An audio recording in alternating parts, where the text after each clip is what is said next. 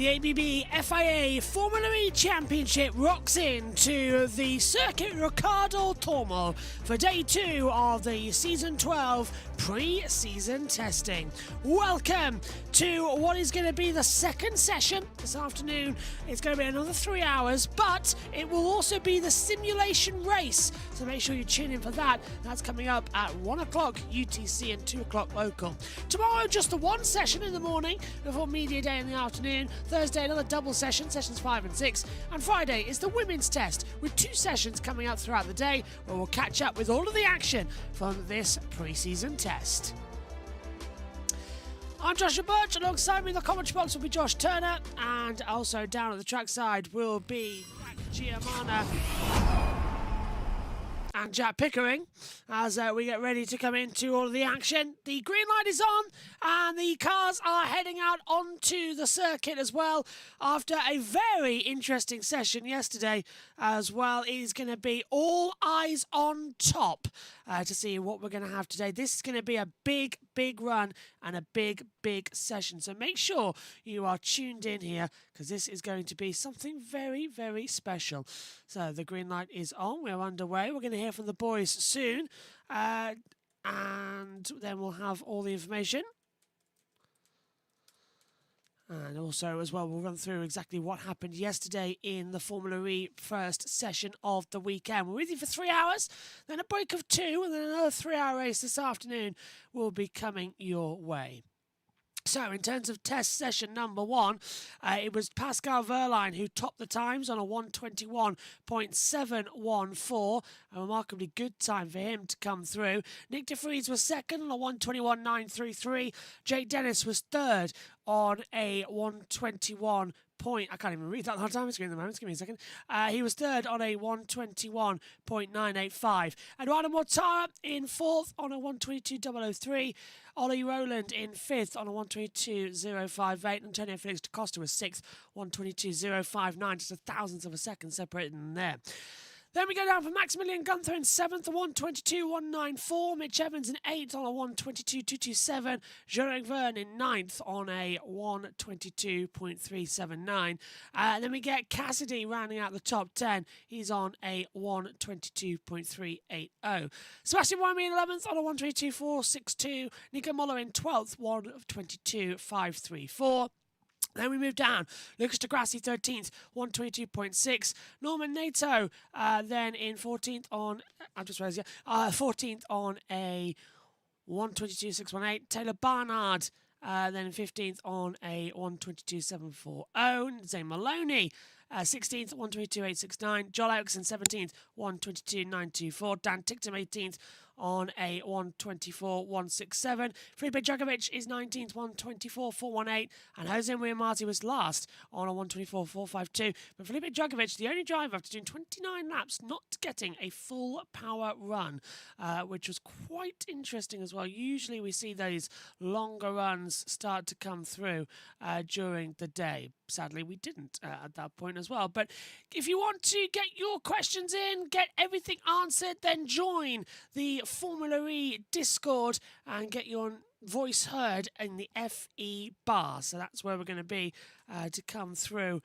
during this test. We're underway with everyone going out there on the circuit, and hopefully we will have a smooth session. But to begin with, let's have a word with Sebastian Buemi, who got caught up with the boys yesterday.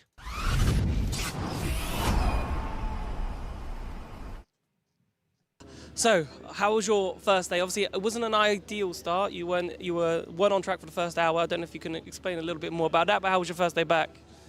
Yeah, it was basically the first day back in the car since London for me. I didn't get any testing in between, so of course missing an hour was not really nice. We had a small issue on the BBW, so we had to change it, and it's a pretty long change. But once it was changed, it was okay. So just a bit behind in terms of setup development and the run plan, but still at the end we were able to do some laps in 350 and 300. We were able to gather some good data, So not too bad considering we missed quite a bit of the session. Yeah, talk to me about the run plan. Obviously, it's not a evolution in terms of revolution. Sorry, is a better word in terms of the Gen 4 next season. It's Gen 3 Evo. It's just software development. What is the plan? How do you think you guys can get better this week?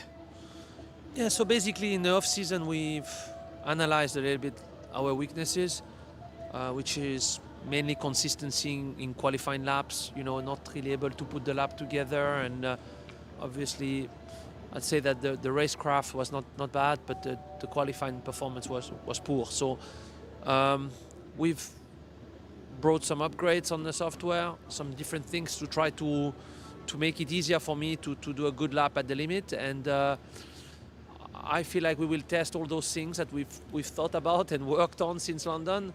We did today already a few things which I think worked well.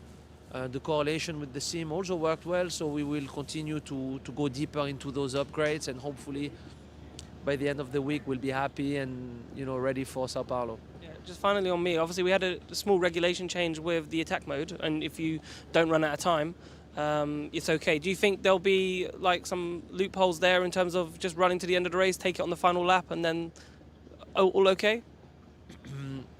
I think that could be a very bad thing to do, to be honest, to take it at the end, because you'll get the loss of taking it, but you will not get the advantage of using it. And now with the four-wheel drive, it's such a big advantage to actually use it that if you would not be obliged to activate it, it's one thing, but because you have to activate it, you better use it. So for sure, I think people may delay the activation a bit compared to what they did this year, because this year you would have got a penalty if you were not able to use it fully, which is not going to be the case in the future. So it will incentivize people to wait longer to use the second attack. However, you still want to use it because it's a good gain. You can overtake a lot of cars with it. All right, thank you very much. Cheers. And that's Sebastian Buemi talking with Jack Giamana yesterday as well, coming into all of the action. This is going to be quite an interesting day. So we'll keep an eye on what's going to happen as the drivers are out there on the circuit. They've already started their run plans for today. Fingers crossed it will be a smooth one. I've just lost my Discord call that I had open in the FE bar. There we go, got it back now. That was not going to be the good sign to come into it. But yeah, not a terrible opening day, was it? It was smooth, quite controlled, and that's what we like to see. Apparently, your Exon's already had a lap time deleted 46 seconds into the session, so that's never a good sign, is it? But first up, the M1 Electro, the Mahindra has gone faster, so that's Nick de Vries, done a 124.707, fastest across the three sectors. Nico Muller has gone second fastest as well to try and get through. More data collection is coming through in this session. So it's Muller, it's de Vries, Muller, de Grassi, Buemi, Maloney, Verline, Ticktum, Ericsson, Dennis, Dragovic. That's your top 10 as things currently stand. Then moving further along the board, we will go and see, where are they? Evans, Mortada, Cassidy, Verne, Barnard, then Nato, Gunther, Marty, Roland, only to Costa, who has been out on the track, but he hasn't set a lap time. So all 20 cars have now set, at least gone out on the circuit this morning in session number 2, which is an improvement on what we had compared to session number 1 earlier on in the day. Some new footage coming in from the circuit thanks to Jack Pickering and Jack Giamana, so we get to see some more upgraded cars on the front. That's during the session that they're allowed to enter the pit lane, so we got some new B-roll footage looking in on the side of all of the angles as well coming into today. But this is going to be a very important session because this afternoon we will go racing. It will be the simulation race. We'll have commentators trackside and a little bit of footage as well to play after the session. But day 2 of testing very much underway, and the blog doesn't seem to want to be working though at the moment, which is always the fun sign to try and come in and get all the latest news, views and opinions. Day 2 has now activated. So that's good on the blog side of things. We can keep you up to date. It's another lovely start to the day. The sun is shining as it's time for day 2 of testing. We've got 2 sessions today, 3 hours in the morning Another session this afternoon, that is the simulation race, as I keep mentioning as well. So get ready for all of that to come through. But all in all, this is going to be a pretty long 3 hours. So I hope you're all settled in, ready to go, and ready for the action. Jarl Eriksson has gone fastest now, 1:24.496. De Vries is in second position, desperately trying to clease back up. His first sector times are 28.5. That's just been taken as well by Lucas de Grassi, who's done a 28.377 in that first sector. Nico Muller has shut up into fourth position. He's now done a 1:24.829. His teammate Pascal Verlaine's a 1:24.869. Nick de Vries has gone back to the top now with the fastest third sector, 25.169. So he's now fastest overall, 1:24.258. He's 0.238 seconds faster on the front run. So not bad. All going well in the early stages of this session, which is good. We're 12 minutes in and already the drivers have rumsed away into the distance, so that's already good news. We're keeping an eye. Look at de Grassi's second sector, though. He's doing a 30.103, so there's still chance here for the timings to come through thick and fast, as Dan Tickton's had a lap time deleted for track limits at turn 12 a few moments ago. But there we now see Lucas de Grassi going to the top, 1:23.183. Fastest first sector, 28.377. Second sector, 30.103. Third sector, 24.703. Our man saying, is this the simulation race or will it be held later? The simulation race will be held later on today. That's going to be in the afternoon session that we will have the simulation race. So make sure to tune in for that here as well. And remember to hit the like and subscribe button ready to go on the board. This is going to be quite an interesting run. So I'm looking forward to this one. It's going to be quite the topic of contention.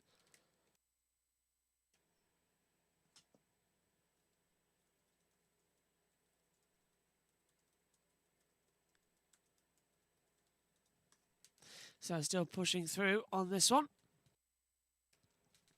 Do remember to hit the like and subscribe button, and we can bring you in all the action throughout the test day.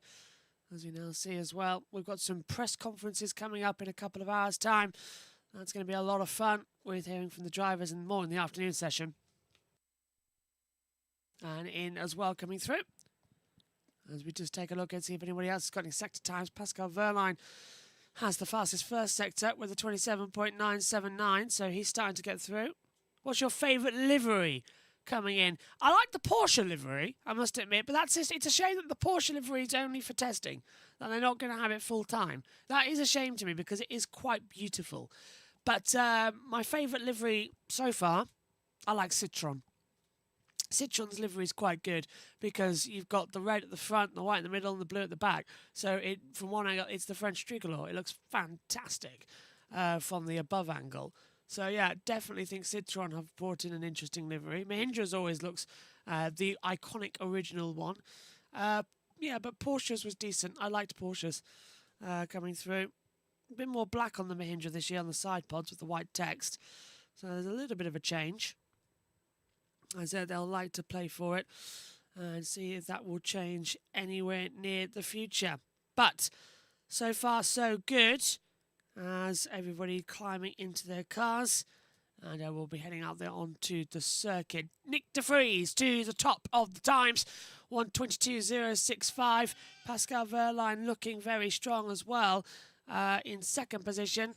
Dan Ticktum's just gone into fourth. Nick Cassidy has gone 10th fastest at the moment for Citroën, 1:24.902. So there is some differences still to be applied as the battling goes on. If you're watching live on JB Motorsports or Formula E Zone, welcome to you. There's going to be a lot of interesting action across the Formula E season. We're live all week for testing, so make sure you hit the subscribe button and your notification bell for when we go on the air. As we now see at the moment, lots of cars coming across the line in very quick succession. 23, 22, 37 there too. So not so far too bad. How many cars have we got? We've got 19. Now, yeah, all by Lucas de Grassi out the circuit. So 19 cars are out there on the circuit right now, out of the 20. I think that's fantastic, really. Absolutely brilliant stuff to come in. We're just trying to add a bit more information for you back at home that you can then see who is where on the circuit with some information from the virtual graphics department. We'll see if we can get that sorted so you can see exactly who is where. Just realised that happens, so that's a brilliant idea. We'll get that sorted for this afternoon session. 19 on the track, 1 in the pits.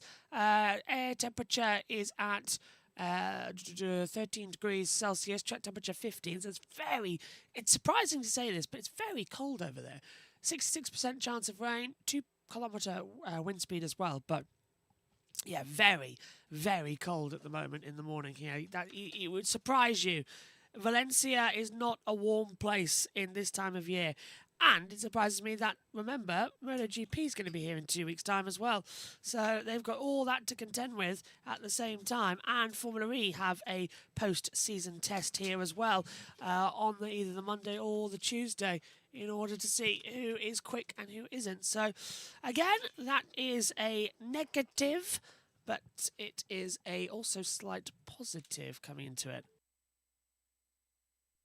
But yeah, 9 times out of 10, this is the cracking action of stuff as they come back in. 18 minutes gone in this session already. And yeah, they'll hold it all together, trying to bring in a lot more information and a lot more strategy.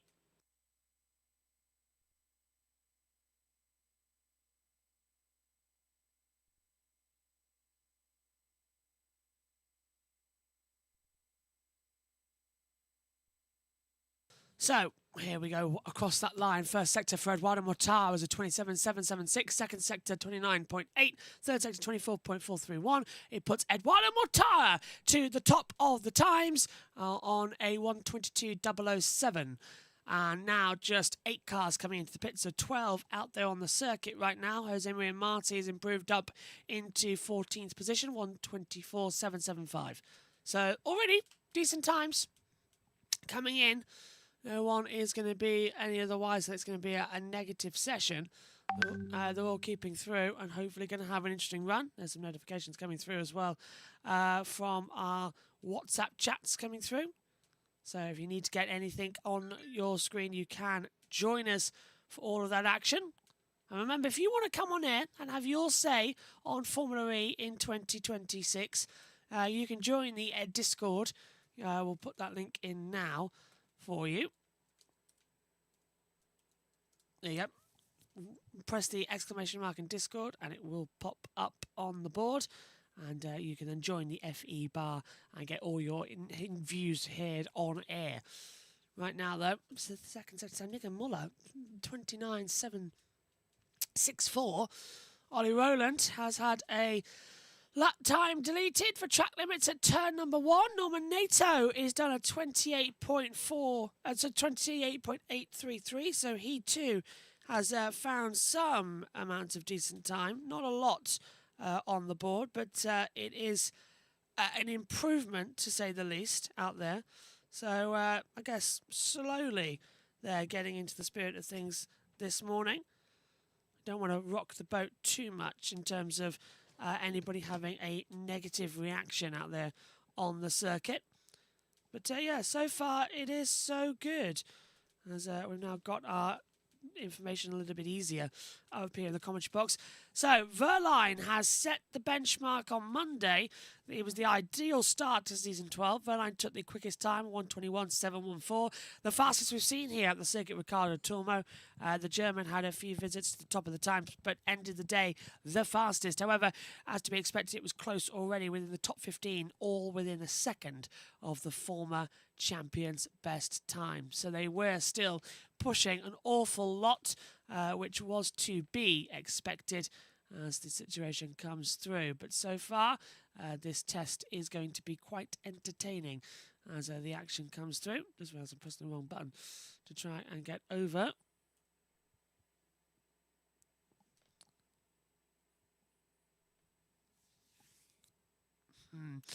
So it should be an interesting run. Just hearing some news that we have the boys from trackside coming in shortly. They've been out on the circuit this morning, keeping up to date with all the information. So not too bad. But this is the report then from day one. I'll read it out to you. I'll get my glasses out. to come in. It's going to take about 2 minutes, if you don't mind, to come into it. But yeah, not too shabby at all.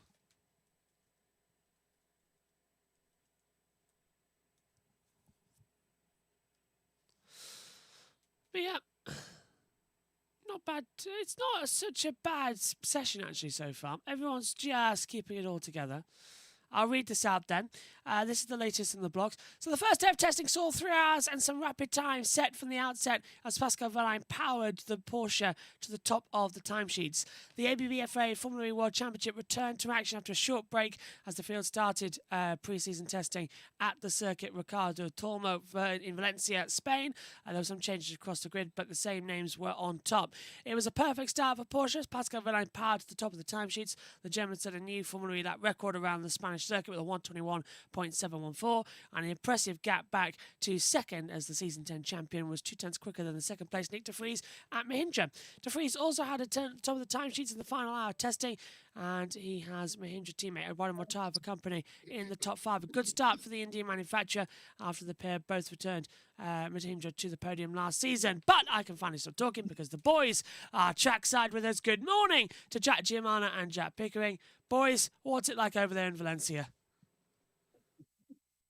It's a little bit chilly, Josh. It's as is the case at this circuit. The sun rises the other side of the pit lane, so the balcony that you will have seen at the start of yesterday's show that we stand on is completely covered. So it's a little bit chilly out at the moment, but doesn't dampen our spirits. We've got cars out on track, and that's the most important thing. Wonderful news. Giamana, good morning to you. Brilliant interview with Sebastian Boemi coming through. How did he seem after the interview? Is he happy that he didn't lose too much running? I'm not sure if he's here. He's not here. Oh, right, okay. Go on then, Pico. What did you make of testing yesterday then? I did kind of stand behind him whilst seeing that interview. But yeah, what fascinated me was that was his first time in a Formula E car since London, which is insane. Considering that they usually have testing. Yes, we mentioned it on yesterday's show. Each manufacturer only gets 15 days of testing per cycle, which is 2 years.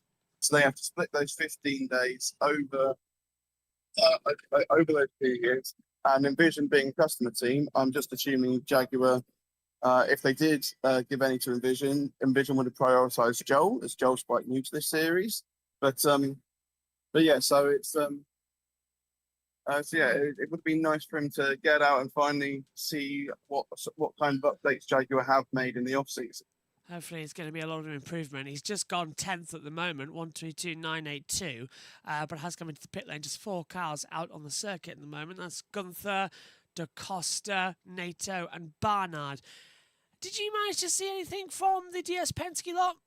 Was it a mistake from Barnard? Did he just run wide and get into the gravel yesterday, or was it a brake issue, as we suspected?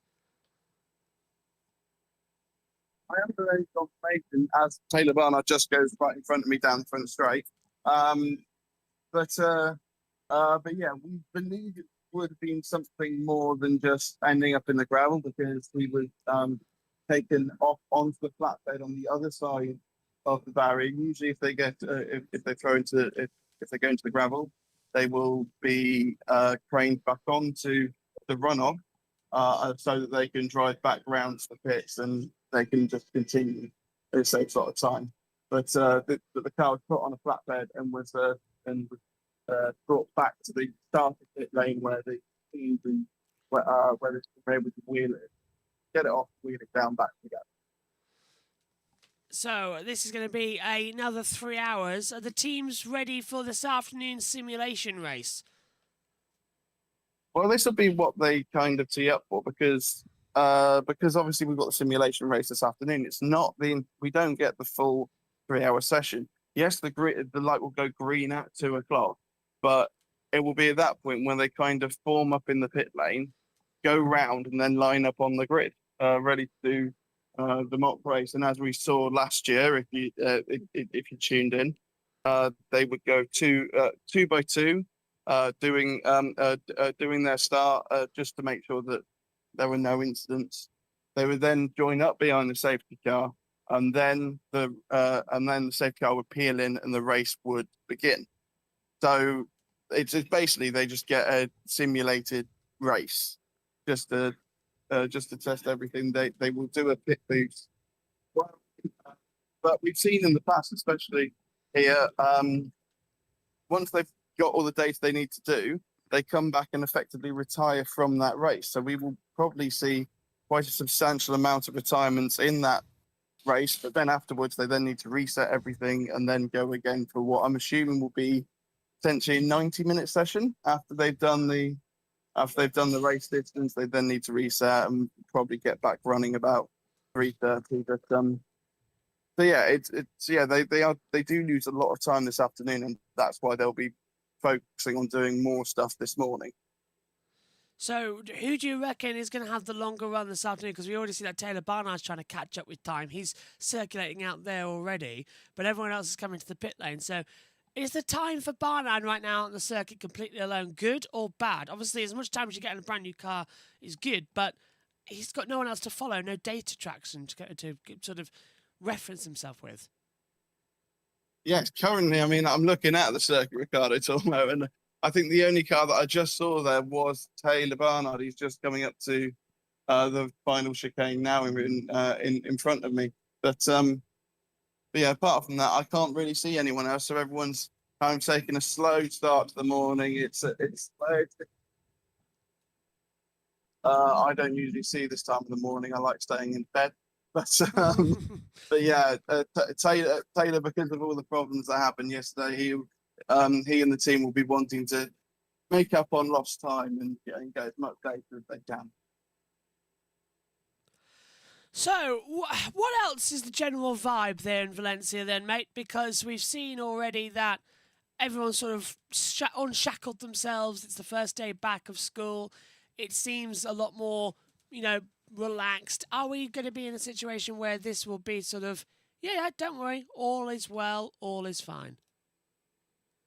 Well, as I mentioned at the top of yesterday's show, we haven't had a clean week of pre-season testing since 2022. Obviously, last year there was the very last-minute switch to Madrid because of the flooding that devastated this region in Valencia, and then the year before there was a fire in the pit lane, which curtailed running, and that was on the very first day, and they had to move everything to later in the week once they knew what had happened and it was deemed safe for people to return. As I've just seen another car going out here, I'm not sure which one. I'm gonna guess it was Pepe Marti because I feel like I would have seen Dan's funky helmet, but well, Barnard's just come into the pit lane, so the track has just fallen silent. It's Dan Ticktum, Pico, who's headed out there on the circuit. What do you make of Dan at the moment, Pico? Is he going to be a title contender this year? I'd say probably not. Obviously, I was kind of proving wrong last year because we all thought that the Kira would come fall off towards the end of last year because they're using the old horsepower train from season 9 and season 10. But we'll see how much development they can actually do. But it's going to be even tougher in what is now a 3-4 year old powertrain compared to the newer ones that everyone up and down the field. And Sebastian Buemi has just come out on the circuit now as well, so we are getting a few more drivers out there. You said now, Giamana said that you were out on the track this morning. Did you manage to give it a little bit of a walk then on the actual circuit, or were you on the outskirts? Around the outside, realistically, seeing like more or less where we can and can't go. I think last year when I was able to kind of go around the circuit and show you like different vantage points and everything, I think that was mainly because it was very kind of last minute move and they hadn't really like policed it brilliantly, and so I was able to sneak around and go to different places. Whereas this is the home place. Replaced Donington a few seasons ago, just after COVID. This was actually where they housed all the Formula E cars.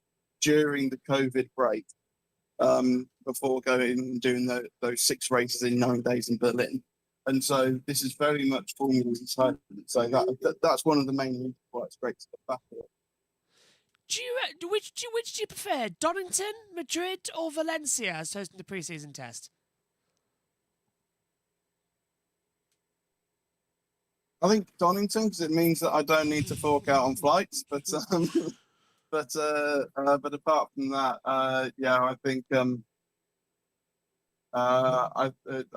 Valencia is fantastic. I've been coming here since 2021, September of last year, and went to Madrid last year. They could have like so many stories about what you'd see places that I go to all the time, just completely underwater. And so I think it's fantastic we've been able to come here 1 year on from everything that happened. Gatti's asking when will the race simulation begin? That's going to be this afternoon's run for race simulation. So this afternoon we will have all the action to go out there on the circuit. You'll be ready for that later on today in the afternoon session. So that will be underway at, I can tell you, 1 o'clock GMT, 2 o'clock Central European time. So out there, Motara is.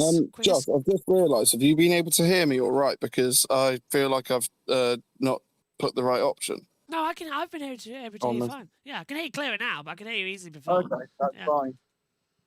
Yeah, can hear you fine. Hang on, give me 2 seconds. I'm just going to try something. No worries. Mortara with the quickest time in the first 30 minutes of the session. Mahindra started the day well. Right now, they are sitting in first and second place in the timesheets. With Mahindra leading De Vries by, Mortara leading De Vries by just 0.05 seconds. It was very similar to yesterday too, as the pair were running some fast laps for the majority of the day, but not an ideal start. We can hear in the background some cars coming out of the pit lane. That was Buemi.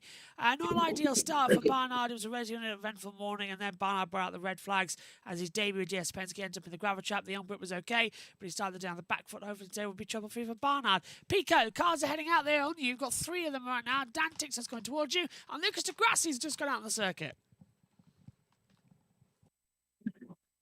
Yeah, I think I've had a quite bad start to the day as well, because I've just realised that my microphone, my clip microphone, was off. So I've just turned that on, so you might be able to hear me a lot better now. I can. We heard you fine before, so give me your phone. Yeah, which is impressive, because my phone was down. I was holding it down by my side, and so I was very surprised that you were able to hear me. But we've got a bit more action out on circuit now. I've got Jake Dennis, season 9 world champion, has just gone down the front straight. It's starting to liven up a bit here. I mean, obviously, testing is fairly dull at the most of times, because you're just sitting around waiting for cars to come out. But one of the joys, I mean, compared to F1 testing, we do actually have all 20 cars, unlike F1 who only have 10, and from next year 11. But we thankfully it's a little bit more interesting to cover. Boggles the mind that F1 only have 11 cars out there for testing, especially when we used to really bug me when we were in Bahrain. It was like a week before the actual session started, the season started, and we had only 1 car for testing, but both cars were there. It's like, well, what's the point? Just put them all out there. 3 days of testing. It's especially ridiculous, but it'll be the same, by the way. Formula 1 testing starts in Barcelona, and even though it is exclusive testing, there's still live timing, and we will still cover it on JB Motorsports next year as well, in a very similar manner to what we're doing now with the chat show during the sessions as well, across all of the running.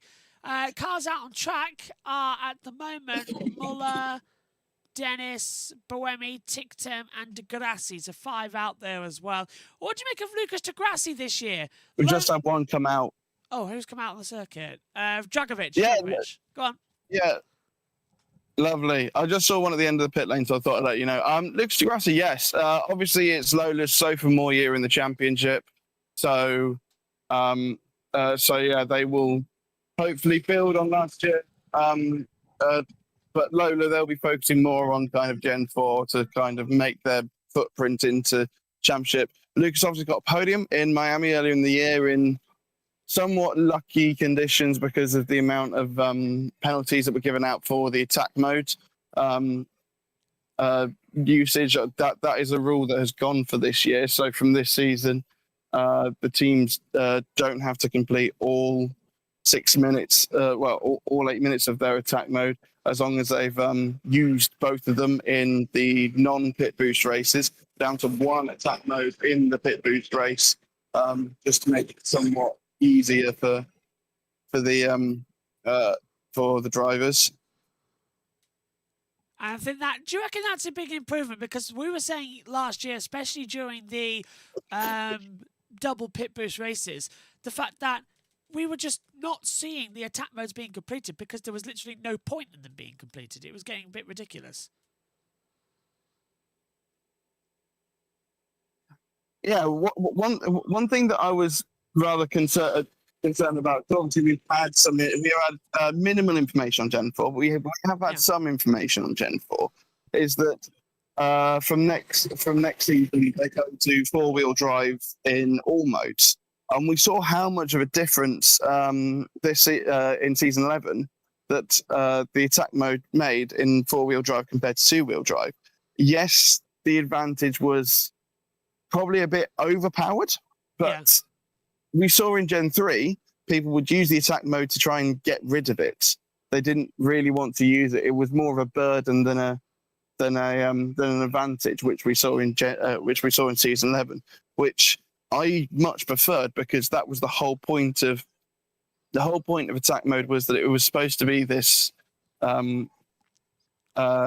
this boost where you could, so if you fall back and then you can make up more positions by using boost, and that is what we saw last season. But it's something that we hadn't seen for the 4 years for the how long we've had it, six years prior or something like that. Yeah. Really ridiculous how long it's been in Formula E, actually, without realizing it. Really, Jules are nearly as old. That's how scary it is. Yeah. Jules were back in. Oh, when did Jules come in? See, it wasn't Gen 3, was it? They came in. Jules came in season 8 because that was the first year I did it, and they were doing the dummy rehearsal here. So it came in season 8. It came in because the qualifying format in season 7 created that that obscurity in the title fight. We went to Berlin, where there was, I want to say, 14 or 15 drivers still in the fight to mathematically win the championship. It was like and 14, that was, and it was a lottery. We had 16 races that year, and De Vries won the championship on 99 points. That's less than 4 race wins, which is crazy. But yeah, so I'm very much all for the duels, and we obviously there's a new regulation coming in this year, which is tightening it together, which I think is very much for the best, because I think the breaks between the duels have been too long the last few years. So we'll have to see what the more truncated version of the duels give us when we get to Sao Paulo. I mean, certainly from a commentator's point of view, I'm really glad they finally decided, let's cut down the times between the sessions, because it was a long 1 hour, 40 minutes to cover. Nico Moller's just gone fast, by the way, 121.848. He's gone fastest by 0.159 of a second. Is Nico Moller going to be welcomed into Porsche the same way that... will he get the same treatment as Degrassi, or will he be able to Costa, falling back, not allowed to do this, not allowed to do that, sort of mentality? The thing is with this whole saga with Antonio leaving and Muller coming in, this has been going on much longer than we think, because if you remember back to halfway through season 10, it was the race revealed that Nico had done a test with Porsche when he was still at Cupra, and so from then, and the pressure was on Antonio, and he responded fantastically with a win that was then taken away from him. But he went on that run of 4 wins later on in the season. And but yeah, I think the relationship had already grown a little bit sour. There's this debacle that no one really knows about something that happened between Pascal Wehrlein and Antonio Felix Scott at the start of that season, and the writing just seemed to be on the wall from there. And so it didn't come much of a surprise that Antonio decided to leave and join Jaguar. And Nico Muller, who's literally just gone in front of me, going down to his pit box, Porsche right at the end of the pit lane because they're world champions. It's technically Cumbria as well. He was very much courted for that season. So he became the obvious option, even though last season, I wouldn't say he had a stellar year. Yes, he had the podium in Jakarta that was then taken back away from him because Sebastian Buemi had his penalty rescinded. So yeah, I'm not expecting fireworks from Nico Muller, but if he can still be there, if he can be within kind of 2/3 of the points that Wehrlein gets this season, I think we can call that a successful season for it. I agree with you. I agree. I think Muller has got a shot here at just making a better name for himself in a faster team, and then mainly attacking in Gen 4, as you keep mentioning out. Porsche have committed to Gen 4. The only one who hasn't so far is Mahindra. Now, there's a rumour that they're going to do that in January, Pico. Do you reckon that we will still see Mahindra? Yes. Yeah. I've heard this and that about different things. I've heard that they could be a customer team next year, and they'll be getting engines elsewhere. But because they have been umming and ahhing about this for so long. One thing that I'm absolutely confident in is that the Mahindra name will still be on the grid, but whether they are a manufacturer or not is another thing. I think the last season, obviously, they had their best season in about 5 years, and they scored more points than they did in the last 3 seasons combined. But I do wonder if it was kind of too little, too late. If the writing was kind of on the wall by that point, that they were going to just end up being a customer team, spend a little bit less because they wouldn't have to develop a power unit, but.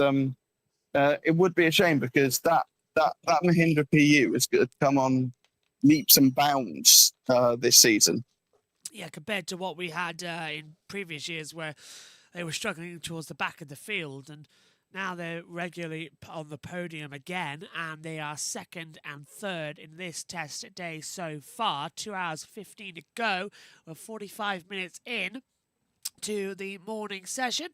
Well, Pico, what are your plans today then? With what can we expect to see on our coverage over the next couple of days? Because you've got media duties starting today as well. Well, so I'm not sure if you played it already, but we've got a Seb Buemi interview that that's been on. I'm sure you can play it as much as you like, Josh, to fill some time. Bit like comic relief when they re-show the things again about 3 hours later. But yeah, we'll probably be speaking to Joel Eriksson this evening, and then tomorrow we've got so we've got the session in the morning, and then in the afternoon we've got media duties, and we've got a fair few interviews tomorrow. It's going to be a lot of fun. We've got press conferences coming up as well. And, of course, we might hear as well from a couple of the media personnel. I could tell you who's in there, but I'm not 100% sure. Who do you know for sure? Do you know anyone for sure in there? It's always a good point. Oh. Can you hear me? I can hear you now. Am I still there? Yes, I can hear you now. Yeah.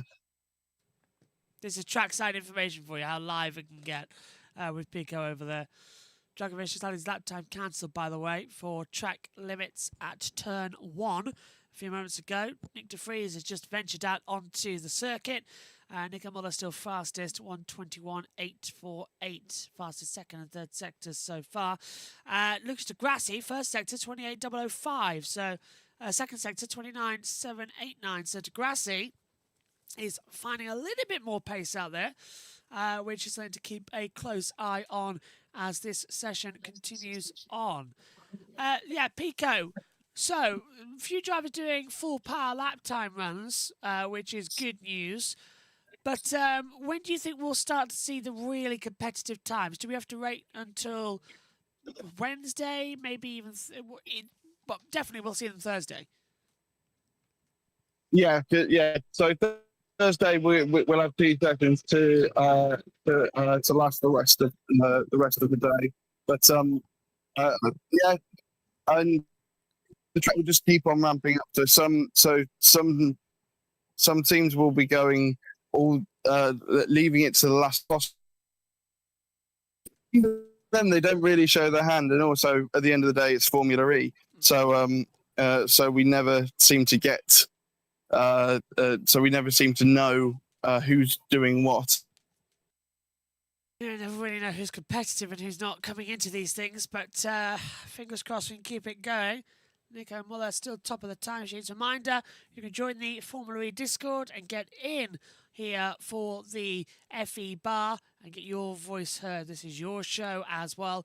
Use the Discord link by using !and Discord in the live chat to get access, and we'll bring you all the latest news, views and opinions from around the world. Where is Giamano? Is he doing an interview right now? Is he just in the media centre? No, I think he's just sitting at his computer being lazy. Call him out live on air. if he's listening, can he bring me a drink? I'm thirsty. I'll text him. Don't worry. I'll get it. Yeah. But yeah, this is what testing is. It is just kind of looking at cars. It's nice to see cars, but there's not a lot going on. No, there isn't, is there? I've let him know. I sent him a text saying, Pico needs a drink. Yeah, we've got more cars on the circuit than before, but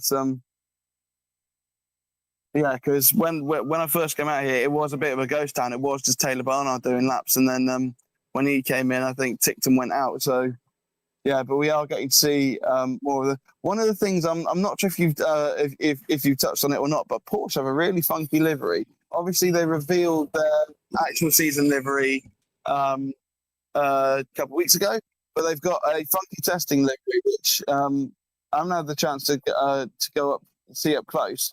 But I know that eFormula News and eFormula D they've got some nice photos. So I'd definitely say take a look over there at some of their stuff as well.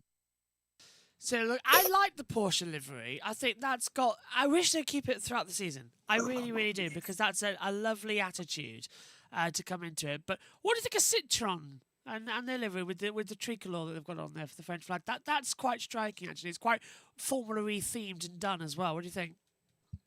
Yeah, I think it's a lovely looking livery. We this balcony is stationed literally just above the Citroën garage, so we get to see it quite often. But yeah, the thing that strikes me the most about that car is it is completely sponsorless. We know that the Maserati team were part owned by Formula E, just to kind of keep them afloat. I'm not sure what the situation there is now, but yeah, the Citroën, as Nick Casti goes in front of me, and we'll be hearing from Nick Casti tomorrow, so it will come out on the show on Thursday. But yeah, it is one of the cars I do really like it, and it's a proper French car. One of the things that, because I work at Silverstone Museum, one of the things that I've noticed about all the retro cars from like the 50s and 60s before sponsorship were a thing, they always raced in their national colours. That's where British Racing Green comes from. Got the green and gold for Australia, and so yeah, it's very nice to see the tricolore on the car. But one of the things is that they do have a significant lack of sponsors on that car. Yeah, I've seen. That's why the delivery is sort of the way it is, isn't it? They've got nothing on for sponsorship. Would that change going into the season? I think it will be. It shouldn't be too hard. I mean, you've got Nick Cassidy and Jean-Eric Vergne, your drivers. Surely they'll be able to ruffle up some sort of support or something like that, just to try and keep them afloat. But I know what you mean. It does not seem a confident run, but that's what new teams have. What about losing Apt and it just being Cooper Cairo? What do you think about that? The Apt name now completely gone from Formula E, one of the founding members. So the app is on. So the app name is still on the Lola Yamaha, but it's kind of in the corner. It's not. It's not as visible as it used to be. But but it is still there, but it's kind of hidden on the banana car. Do you reckon that Lola are going to get rid of it? That it will become just the factory Lola team completely as we go into Gen 4? Because Apt are sort of, as I said, they're slowly pulling back from the Formula E. I'm surprised as well we haven't seen Daniel Apt be in that team. Yeah, I think it's slowly going that way, that the app name will go and it will just be Lola Yamaha soon. I think one of those steps is the fact that Mark Preston is now the team principal and not Thomas BMI. So yeah, we will have to see how that goes. But I'm delighted to say that Jack Jordan is here and he's going to be taking over for me. So just give us a couple of seconds, Josh, if you could just waffle for a bit, and then we'll switch over the mics and he'll be on in a couple of minutes. Thanks, Pico. Go take care. Go get a drink as well. Nico Muller is turned at the top now, as we mentioned. Now, Pascal Verline's actually gone fastest, 121.777. He's 0.071 faster than Muller. But Porsche have been impressive so far this week. It's Muller and Verline's turned at the top with a very quick start to the day. Faster by 0.971. But the Swiss driver of Nico Muller, as we said earlier on, switched to the factory Porsche team in the off-season. And the purple and black livery is a flash here in Valencia. His time is 121.848. His teammates Verline faster, 121.777. With 2 hours to go in this session as they continue to run around. You can join the Discord and get all your latest thoughts in the action. As we now welcome in Jack Giamana. Hello, Jack. Good morning to you. How are you doing over there in Valencia? Not too bad. Hopefully you can hear me nice and clearly today. I can indeed. Sat outside currently as Norman Nato just drives past quite slowly down the start of the straight so far. But yeah, not many cars on the circuit actually. We've got a couple in the in the final corner that are coming around right now. DS, Akiro. So they're all kind of truncated into the final sector at the minute of the track, and we'll be hopefully hearing some. So the Mahindra goes past. De Vries going by. Vries followed by DS. Looks like Gunther. You've got Marty coming through as well now. Yeah, Marty's just passed me, and the other DS, that must be Arnold and Lola of Said, Ara. Citroen is just blasted past, and they've all passed it. So they've all managed to find themselves on the same piece of track at this precise moment as they go around. But yeah, what's the topics of conversation been? Happy to talk about anything, of course. Well, I guess I'll throw it back to you. What we were on about.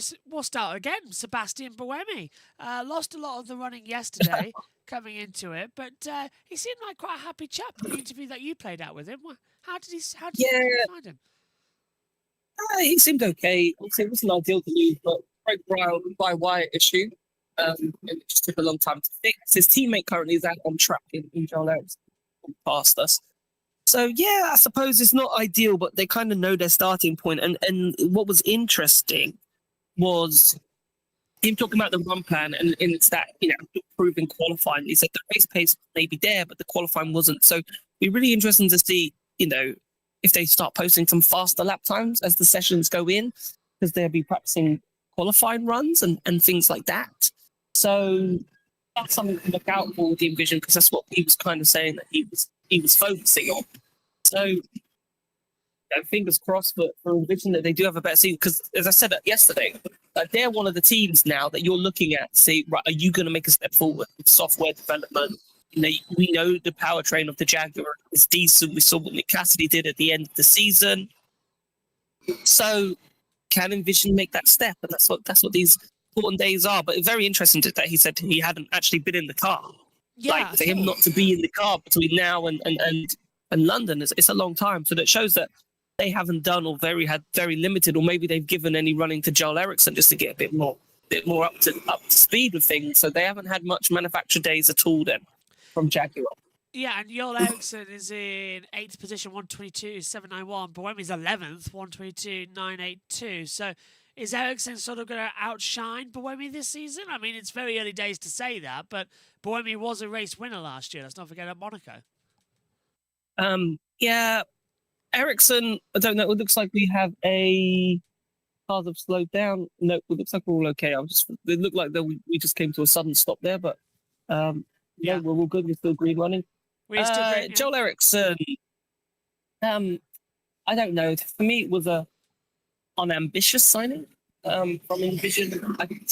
Again, harsh for me to say. You kind of want them to go a bit more statemently, or a bit more left field, a bit more rogue, with maybe a rookie or something like that. Because obviously Joel Eriksson's done a couple of races, and he didn't never massively set the world alight. But this is his chance, right? So this is his chance to go right. I'm going to be here, and I'm going to prove my worth, and that's what I don't know. He needs to be as close to Boemi as possible, right, for him to justify to be in that seat. Because there's so many other people that want to be in Formula E now, which is incredible. But yeah, Joel, he's just got to keep his head down. We can't really read too much into these 3 days because it's just testing for him. It's when we get to Sao Paulo and when the real stuff comes, and then has he taken what he's learned over these 6 test sessions to really mount the challenge and start on the front foot? You don't want to be qualifying P18, out in the duels every week, and Boemi's, grabbing a duel appearance here and there, and you're nowhere. So for Joel, it's just learn as much as possible over these couple of days, and then, we see where we are in Sao Paulo. Just got an interesting time coming in from Nick De Vries, 27.746 first sector, 29.582 second sector. Watch that with Zane Maloney in 13th, who's a personal best, and Mortar. So the fastest time starting to come through. They are on full power lap times. De Vries over the line, goes top, 21.605. Go on. He looked very quick there, and Mortara in the background also looked very quick as well. I was just watching him catch up to the cars in front of him. He did have a little bit of traffic. He seemed to have gone to pit, and he just crosses the line now. Has he improved? Fourth. But he looked quick. Fourth at the moment, so still fourth. Yeah, but had a little bit of traffic, and then Andretti has just gone past us. That was the 27 of Jake Dennis. He's fifth now, 122.119. So not the biggest of improvements on the board, but still got some time out there. Djokovic had a lap time delete, as I said earlier on, to come into this one. So still 2 hours to go. What's your plans for the rest of the day then, Jack? What have you got lined up? Because we've got a press conference coming up in about an hour. Yeah, we've got a press conference with a couple of drivers. Oliver Rowland's in there. We've got a team principal press conference. It's kind of a chill day. Tomorrow's a bit busier. So Jeff Dodds in the morning, in a round table. So we'll probably get that for the afternoon session. And then it's media. So it's only one session tomorrow morning. So if you want to find out what's going on, you have to wake up and get up early for Wednesday, because there is no afternoon session on Wednesday. It's a media session. So we've got Nick Cassidy, we've got Oliver Rowland, we've got Pepe Marti, who we should have had on Monday, and Dan Tickton. So obviously check out the YouTube channel for those interviews. And in the future, most of them might come out after testing, but we might have a few sneaky clips on Thursday for you to enjoy. And Friday. But little sneak peeks, but the full interviews for those will probably be out after testing. So yeah, busy there. And then we're going to try and grab a couple of the female drivers as well, see if we can get 1 or 2 interviews with them for Friday's coverage. So as busy as we can possibly make it today, if we can. And then that helps us all out throughout the rest of the week as well. So this first session of the day is mainly just to get through everything because we've got nothing really to talk about. The track action we're heavily reliant on. But this afternoon we've got the simulation race, and then we'll be able to see all that. And also we'll be able to, after the race, be able to have that in our B-roll footage as well. JT's going to get that sorted, which is going to be epic. Yeah, it'll be nice to just see the start and so forth. A lot of question marks. I know people saying that it might be a standing start, rather than not a standing start. So we'll have a rolling start for the race. But yeah, it'd be interesting to see. I saw one of these simulation races last 2 years ago, and they kind of take it serious for the first couple laps, and then once the pit boost and all that, like they start dropping off like flies. It'd be interesting to see what happens. But it's just making sure all the systems are working and so forth. I don't expect to see much overtaking because it's a test. So we just kind of see who's close and who gets it right in the pit boost, pit stop, and so forth. Yeah, it's not going to be a race like, once we get to Sao Paulo for sure. Yeah, Sao Paulo's a whole different ball game coming in for that one. With what we're going to have on December the 6th. That's when the new season starts. Are you ready for a new year of Formula E? Has it come around quite quick? It's, 16 races across, 17 races across 11 different countries. You ready for that? Yeah, of course, we're always ready here at Formula E. We'll be ready for it. It's just amazing how quickly it all comes round. You feel like, just have 5 minutes to relax. Such thing as 5 minutes to relax, really. But yeah, we're ready. Of course, we're ready. We'll have more of these watch-alongs and things, and obviously more coverage throughout as the year goes on. So obviously, just make sure you're subscribed. Make sure you get it all in now if you've not been subscribed to us before, because obviously lots of coverage, and obviously we've got the FE bar where you can have your say Mondays after the race. So if you're new to us, that's something to look forward to and get involved in, and have your say on your favorite drivers and favorite teams and how they're doing, and let us know what you think is going on. Yep, simulcasting our coverage this year as we did last. That started in Mexico, but we're now all the year round, which is beneficial to both of us as well. And getting Formula E content to the heart of Formula E people is mightily important. And you can join the Formula E Discord for FEZ by using the link that's in the chat. You can also press the exclamation mark and Discord, and you can get into the FE bar waiting room, and we'll drag you in, and we can have a discussion about whatever you like Formula E related as well. Now, a couple of other things that have come through. First hour has been completed as well, and that is now with De Vries fastest, 1:21.605. Verline second, Muller in third. Mortara and Dennis completed out the top 5. How do you feel about Jose Maria Marti at the moment then, Jack? Is he a driver who's ready for the challenge of Formula E? Big step up, of course, avoiding F1 and ending his F2 career early. He might do Qatar, then fly over and miss Abu Dhabi. But Marty's taking a big risk here to go to Formula E. The thing is it's interesting because he's a Red Bull Junior driver, right? So when we do get a chance to speak to him, one of the questions I have, it's, was this a decision that you took, or was this a decision that you and Red Bull have taken to say, all right, actually, we want to test you here? Because there's some good drivers here. So it's not like,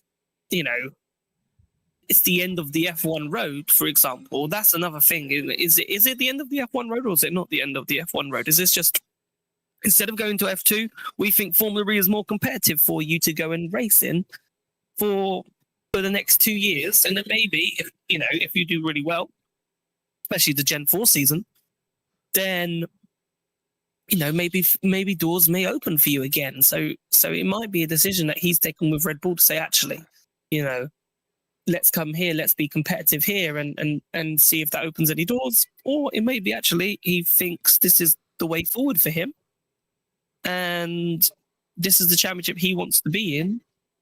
Obviously, you get paid, which is a big bonus. You don't have to pay. All the drivers are paid here, so maybe that's part of his thinking. Maybe he's thinking he needs sponsorship or extra ideas to get to Formula One. But then if he decides to come here, then God knows if he'll be a Red Bull Junior driver for long. So if he had left the Red Bull Junior program and come here, then obviously that was his decision. But the fact that he's still part of it may suggest that, there was a, maybe come here, be competitive here, and your door's always open for a couple of years, and then he can decide what he wants to do.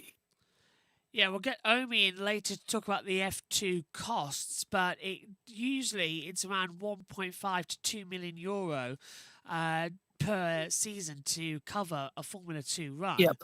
That's for those of you in America, it rounds up to about $3 million US.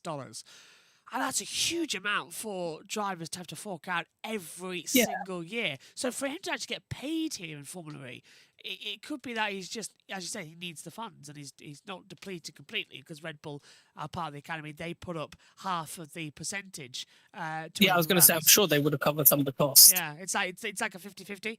So Red Bull cover half the costs and Marty covers the other.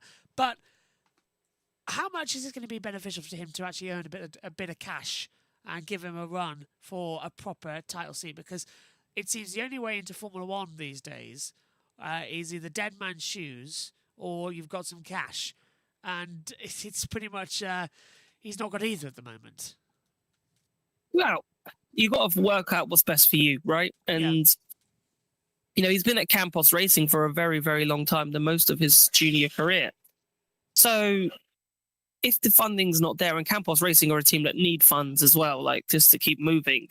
So if the funds aren't there, then you can come here and you can be a professional racing driver and you can earn a living, and that's what everybody wants to do.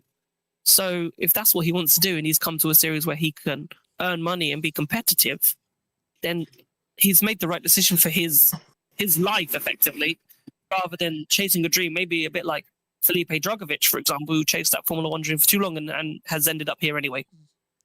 Yeah, Drugovich here as well. He's running 11th fastest. He's out on the circuit, 1:22.505. What do you make of Felipe as well? He's had an interesting start with Andretti, but he seems to be settling in well. Have you got an interview lined up with him over the weekend? We wanted to, but unfortunately, it couldn't get arranged with Andretti for XY reason. But he is in the press conference at some point over the week, so we will hear from him. He did really well in Berlin, did Felipe Drugovich. He did really, really, really well. So it's interesting to see now. Obviously, he's got a couple of new systems to learn with the Porsche side of things with Andretti. So again, it's just about being on the pace and starting quickly. You probably got one or two races to find your bearings, but then you've got to be on it from the midpoint. Probably Jeddah onwards. Really, you've got to be on it. Use Sao Paulo and Mexico just to find your feet, get used to the way that qualifying works and the races work, and get your feet under the table. And then really from Jeddah onwards, you've got to be there or thereabouts. You've got to be pushing. You've got to be near Jake Dennis. Otherwise, you're just going to fall off and end up not having a seat for Gen 4. How disrupting is it for new drivers coming in? Like the first race is in December and the second race is in January. You've got the Christmas break over between it as well. Is it a disadvantage almost to throw in a race for in 2025 and then everything goes happening in 2026, 16 other rounds? I suppose, Formula E just want to obviously take control of the winter months, but they do a very poor job of taking control of the winter months because we don't have enough racing in it. And obviously Sao Paulo clashes with Abu Dhabi, which never helps. But even though there is a slight different time zone, but it's just whether or not people want to commit their whole Saturdays to watching motorsport. Some people will, some people won't. But I don't know. I think it's fine. It's the cards you've got to be dealt with. You've just got to be ready, right? It's the same as any other sport, I suppose. Like you've got to be ready for March, and then there might be a small gap. You look at the World Endurance Championships, there's big gaps between races there sometimes. So, and there's not many of them either. So, if you have a bad start, you don't have a lot to catch up on. So it's one of those really. You've just got to deal with the cards that have been dealt with you, basically. Now, a couple of YouTube comments coming through. Racing Lines asking, I think Gen 4 attack will be more balanced, similar to Gen 2, which worked pretty well. That's on the attack mode coming through. What are you hearing about Gen 4? As Pico was saying, we know very little information about what's coming. We do know very little. I've heard the only rumors is about March time, April time, that they will maybe announce what the Gen 4 car will look like. There's been little teasers so far, but we're hoping that, we'll be part of that we'll kind of find out and get some early access to what the Gen 4 car looks like. Interesting that he says it's going to be balanced, because obviously I threw that question to Buemi as well, because about attack mode, because we've only got one attack mode at the moment. He said it's too powerful just to wait till the last lap or the later stages and not get the benefit from it, because there are potential for loopholes if you could really just go as quick as you can, or with some safety cars, and because Formula E races aren't straightforward. So I feel like you could use a loophole of not taking attack mode or waiting for take attack mode right at the end. I mean, maybe sacrificing a minute or two just to either protect yourself or a late charge without losing too much time. So I do think we'll see a lot of people take attack mode, their second attack mode, they maybe not use the full amount, because that means you can go faster, by the way, in 300 kilowatts, right? Because you don't have to lift and coast as much. Because obviously, if you go a bit faster, 300 kilowatts, less lift and coast, right? But you take attack mode for a smaller amount, and what you do, then you're saving the energy, right? Or the energy is not going down as quickly as it would if you do a full 350 attack mode. So you can go a little bit faster potentially at 300 for a little bit, right? So which may counteract some of it, because you're not lifting and coasting to deal with, obviously, when you run at 350, you're using more usable energy, right? So your battery will drain faster. So to counteract that, you could go a bit faster at 300, and then you've got less, 350 running. But obviously, what Boy's saying, you need more 350 running. But as I said, these races are not always as straightforward. So you might find yourself actually taking less attack mode or not taking the attack mode at some tracks. I don't think at all tracks, because you've got to count slow. Where tracks where you might lose 2 or 3 seconds, you might think, do I want to? Can you counteract it? But places like London or Mexico is like one of the easiest to take attack mode. I think you just take attack mode because you don't lose any time. So the ones where you don't lose much time, I would take it. But if there may be a question that comes out in the future, depending on the race, and you'd have to be a proper genius to be on the strategy on that one, because if it's a straightforward race, you have to take attack mode because it's too powerful. And I agree with Boemi, it is too powerful. But with the safety cars and if you haven't taken attack mode, just like, it's okay. Everything's now okay. You just have to take it, and you just finish as long as you finish the race. But the wet races might be interesting if we do have a wet race, because we saw in the likes of Shanghai and Tokyo, big gaps began to form. So it's like, all right, just take attack mode. But if you don't need to take that extra attack mode and go risking, falling down the order for a spin, because obviously the cars handle slightly differently at 350 than they do to 300.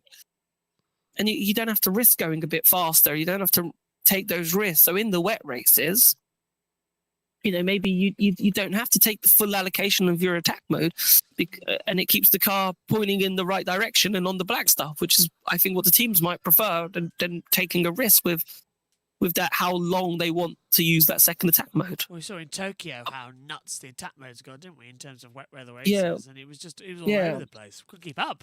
Yeah, so it's just one of those, isn't it? But you've got more grip. That's the only thing. You do have more grip. So it's that. But then in Shanghai, the attack mode didn't work at all, because they were so spread out because of the standing start, and they were so miles away from each other at that standing start that, it wasn't that beneficial attack mode at all in Shanghai. So it's one of those. It's just like, I feel like, yeah, they've done this because, it makes sense. But then you're like, as a strategy person, right, then you're thinking, okay, what loopholes can we explore from this? And if we go into Gen 4, to go back to the original question, and it's more balanced, well, then if it's more balanced and it doesn't have a big attack, then those loopholes of just waiting for the last lap are more prevalent, because you don't need, as long as you use it, right? And you can wait for the last second to do it. So really and truly, the attack mode in Gen 4 needs to stand out. We need to be able to take this, because if we dull down attack mode, right, and you can't, and it's better to just run your race, take it at the last lap, and you don't have to use the full allocation, so you've still got 8 minutes left or 6 minutes left, whatever, and you've crossed the line with 7 minutes remaining and you've won the race or you've finished on the podium, then you're basically saying attack mode's useless and shouldn't be in the series. So it's just making sure then when we go to Gen 4 that it is still as critical as it is at the moment. So these kind of ideas that I'm spurting out right now don't happen, because if you do that, you're just going to fall down the order and you're going to finish last anyway. So there's absolutely no point of doing that. But it's just interesting to see what could happen strategy-wise, because, Formula E races, they're never straightforward. So therefore, these kind of loopholes, these kind of things are just in the back of your mind, in a sense. Do you remember when we had the first generation and we had the fan boost Yep. and it was only available in the second car? What Yep. if we reverse that and put the pit boost for race? The races where we have the pit boost. If we make Yep. that, they have to use attack mode before using the pit boost, because then that makes Maybe. attack. Yeah, because that means attack mode has to be used in the first half of the race, and also means that pit boost is a little bit more strategy oriented to get some energy back. Yep. It could be. that. That's what happens. I think it was very reactional to what happened in Miami, this change. Yeah, Miami was a lot So I of remember the problem. Yeah. I remember speaking to Alberto Longo, who's here as well this weekend. I've seen Jeff Dodds and Alberto. What they were in the media center a little bit earlier today. And I remember having a chat with Alberto, and he was like, "Yeah, but these things we're already discussing about making changes. But then once you make this change, and all of a sudden you're like, well, what have you potentially set up? What is the repercussions of this change, right? Because yes, we've made a change. It could be very good, but at the same time, if a team was somehow brilliant at 300 kilowatts and was able to extend gaps and it was really fast at 300 and build up a big advantage of like 3, 4, 5 seconds, and all of a sudden their use of attack mode is much less, because they've already pulled away at 300, so they can just use attack mode whenever they see necessary to just fend off, basically, because they're so quick at 300. I know that's very rare in Formula E to be able to build up a 3, 4, 5 second gap, but it's not impossible. We've seen it done last year, Yeah. It's not impossible, especially if the others are fighting and they allow you to escape. We saw it in London, right? So then all of a sudden, it's just like, well, you can make attack mode not that important. So it's just it swings and roundabouts. We have to see how it works, right? And how these races unfold, and then if there are any teething problems or issues. VDRN says London was an example. Yeah. I'll throw back to that. Is London really still a circuit where it suits Formula E? I know there's a lot of rumours that it's not going to be there for Gen 4. It's not going to be there for Gen 4, no. I'm gutted about this. I'm a big London fan, very big London fan. And yes, these Formula E cars are suitable for London. Go back to Pascal Wehrlein when he won the championship. It's exactly the same car pretty much, right? He overtook his win in that Saturday race was outstanding on his way to his championship. For me, like, that was a champion's drive. He got the overtakes done. And I feel like we've got into this, if we go back, let's go back and jump back in time to 2005, 2006. And I know people back then said F1 was boring, right? But when you got an overtake, it was special. And what I like about London, right, is that when you see an overtake, it feels special, right? The drivers had to work for it. Drivers had to dive down the inside, going back into the XL to try and get that move done. They've had to set them up in those last 2 corners to try and get them into turn 1.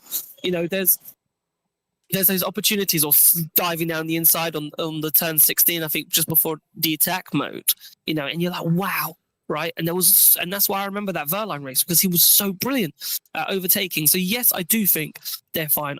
Okay, where we go, I really hope that it is temporary, that we go to either Silverstone or Brands Hatch. I really do, because I want to go back to London. Not because I just live in London and it's easy for me to get to races, but it's the identity of Formula E is being in these big cities. And once you start going to Brands Hatch, you can't call Brands Hatch the London E-Prix. You cannot. You can't call Brands Hatch the London E-Prix. It's the border. It's not London. It's near. It's not. But it's in the borderline. For me, you can't. It's too far away. right? And it's you know, if you think central London, you're good hour and a bit away, you know, from the city centre. Like that's just too far from the city centre to call a London E-Prix for me. I know Miami, but technically it's still Miami was, you know, Homestead, and maybe it's technically still London, but I don't even think it has a London postcode. So therefore, you know, if it doesn't have a London postcode, then you're in a bit of a, you know, iffy area. But for me, it's the Olympic Park.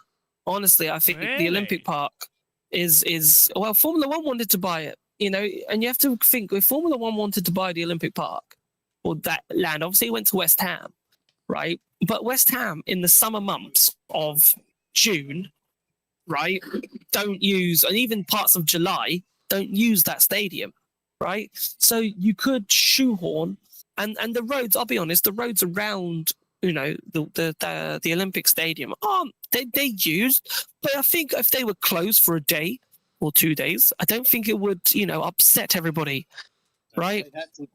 It's a bit, especially if they leave like easy access for the Westfield shopping centre. As long as access for Westfield isn't, you know, the shopping centre hasn't been affected, you know, you can use the roads around, you know, sort of around the stadium. You can even use bits of the stadium like we did in Seoul. That was good. You know, like if that could happen, you know, it's the off season, you know, they hold concerts there. Why can't they hold, you know, have a part of the Formula E track go through there? And then you've got the facilities of the media center of the Olympic Stadium and for stuff like that. So you've got facilities for people like me. And I'm sure if F1 were looking at making it into a track, I'm sure there's pictures, there's things left over of what Formula One were looking at, that Formula E could go, right, we'll take some of that and see if we can make a track round the Olympic Stadium and so forth. So for me, I think that's the best place. The only other one was if you could revive the old Crystal Palace Park. Oh yeah, that'd be fantastic. Because you know, obviously the carriageways are still there, but obviously that's a bit more, you know, work and we need to go into that one. But I think really the easiest fix is the Olympic Park. But I honestly think it's the roll of the dice now. If Formula E does get big in Gen 4, and I'm probably a pessimist at heart. I don't think it will, but or it might grow, but not to the extent that Formula E wants it to grow. Yeah. But some comments coming through for you, mate. Personally, I think that it'll be interesting to see pit boost replacing attack mode. So long as the teams can recharge whenever, there should be more strategy involved, and the races could be longer too. That's from Oscar. VRDN says, in my opinion, Monaco and F1 is what some degree London is for FE. And Oscar, 100%. Oscar also says, Brands Hatch is the London E-Prix, like Luton Airport is considered London Luton Airport. Yeah, I 100% agree with that as well. Yeah, I don't know how London Luton Airport. It's not London, is it? It's Luton. It's Luton. Yeah, I agree with that, and yeah, I agree that I've always said London's our Monaco, and that's what's special about it, right? And that's why, like, we get scared about these cars. The XL's kind of expanded. The only other option is that we can try and you cut one of the roads off round by the tube station, but yeah, I'm not too sure what can be done at the XL. Unfortunately, it was a great location. It's arguably probably one of the best locations for the fans in terms of them getting transport and getting down to the event. And, you know, you can get the Elizabeth line right outside, you know, quick links from London Euston. So, you know, people can just get trains and then the tube into London XL and get out pretty quickly as well, which is really good. And obviously, if we go to Brands Hatch or Silverstone, then obviously you can get a train to like Swanley area. Yeah, for Brands Hatch, but you know, which is from I think London Victoria. You have to go from London Victoria, but Silverstone, if you don't have four wheels in a car, getting there is going to be very difficult. And also, no offense, but Silverstone would look completely dead. Silverstone, Which is it looks dead with MotoGP. Honestly, Yep. what was it? Formula One had about 120,000 people there. MotoGP, I think, had 50,000 on their race day, and it looked dead. It looked dead. If Formula E went to Silverstone, it would look embarrassing. Yeah. It's a long way to go for 45 minutes of racing. So hopefully when we go to Gen 4, we can at least get an hour or something. Like, it's a long way to go for 45 minutes. Do you reckon? And not much else to see. Not That- much else to yeah. see in terms of support series. But do you reckon people will be But happy if they with... go to places like Silverstone, they Yeah. might get some support series like going, because why not? But interesting. Well, Go on, what were you going to say? Well, the thing is, Formula E is very much like it must be hybrid, it must be electric to be a support series. But then they tried with Jaguar I-Pace, they tried with Robo Race. It doesn't really work yet. So I don't know what we Yeah, put on as a support. it's just money as well, isn't it? It's all money. I said we should have used Gen 2 as a Formula E junior series. Like after that fact. Like we should have used Gen 1. What do you think? Gen 2, I would have not gone back to Gen 1. I just think the car swaps are a silly idea. Not a silly idea anymore, but it's not the image that you want to show. Because that was a lot of things that we had to battle with at the start. But it showed the progression, but I don't think we want to go back to Gen 1. Gen 2, not too bad. Not a bad idea. Even these Gen 3 cars, we're not using them. That's true. Come the end. So, these are good enough for a support series. But at the same time, who do the support series? That's my next question. Like, who do it? Because, and I think this is the problem Formula E have. Like, if you go to the World Endurance Championship, for example, you've got Formula 4, maybe the, I don't know, European Formula 3 season or something like that. Like, those championships, right? But those championships are linked towards Formula 1, right? Formula E is They're all nothing, part of the Formula 1 pathway.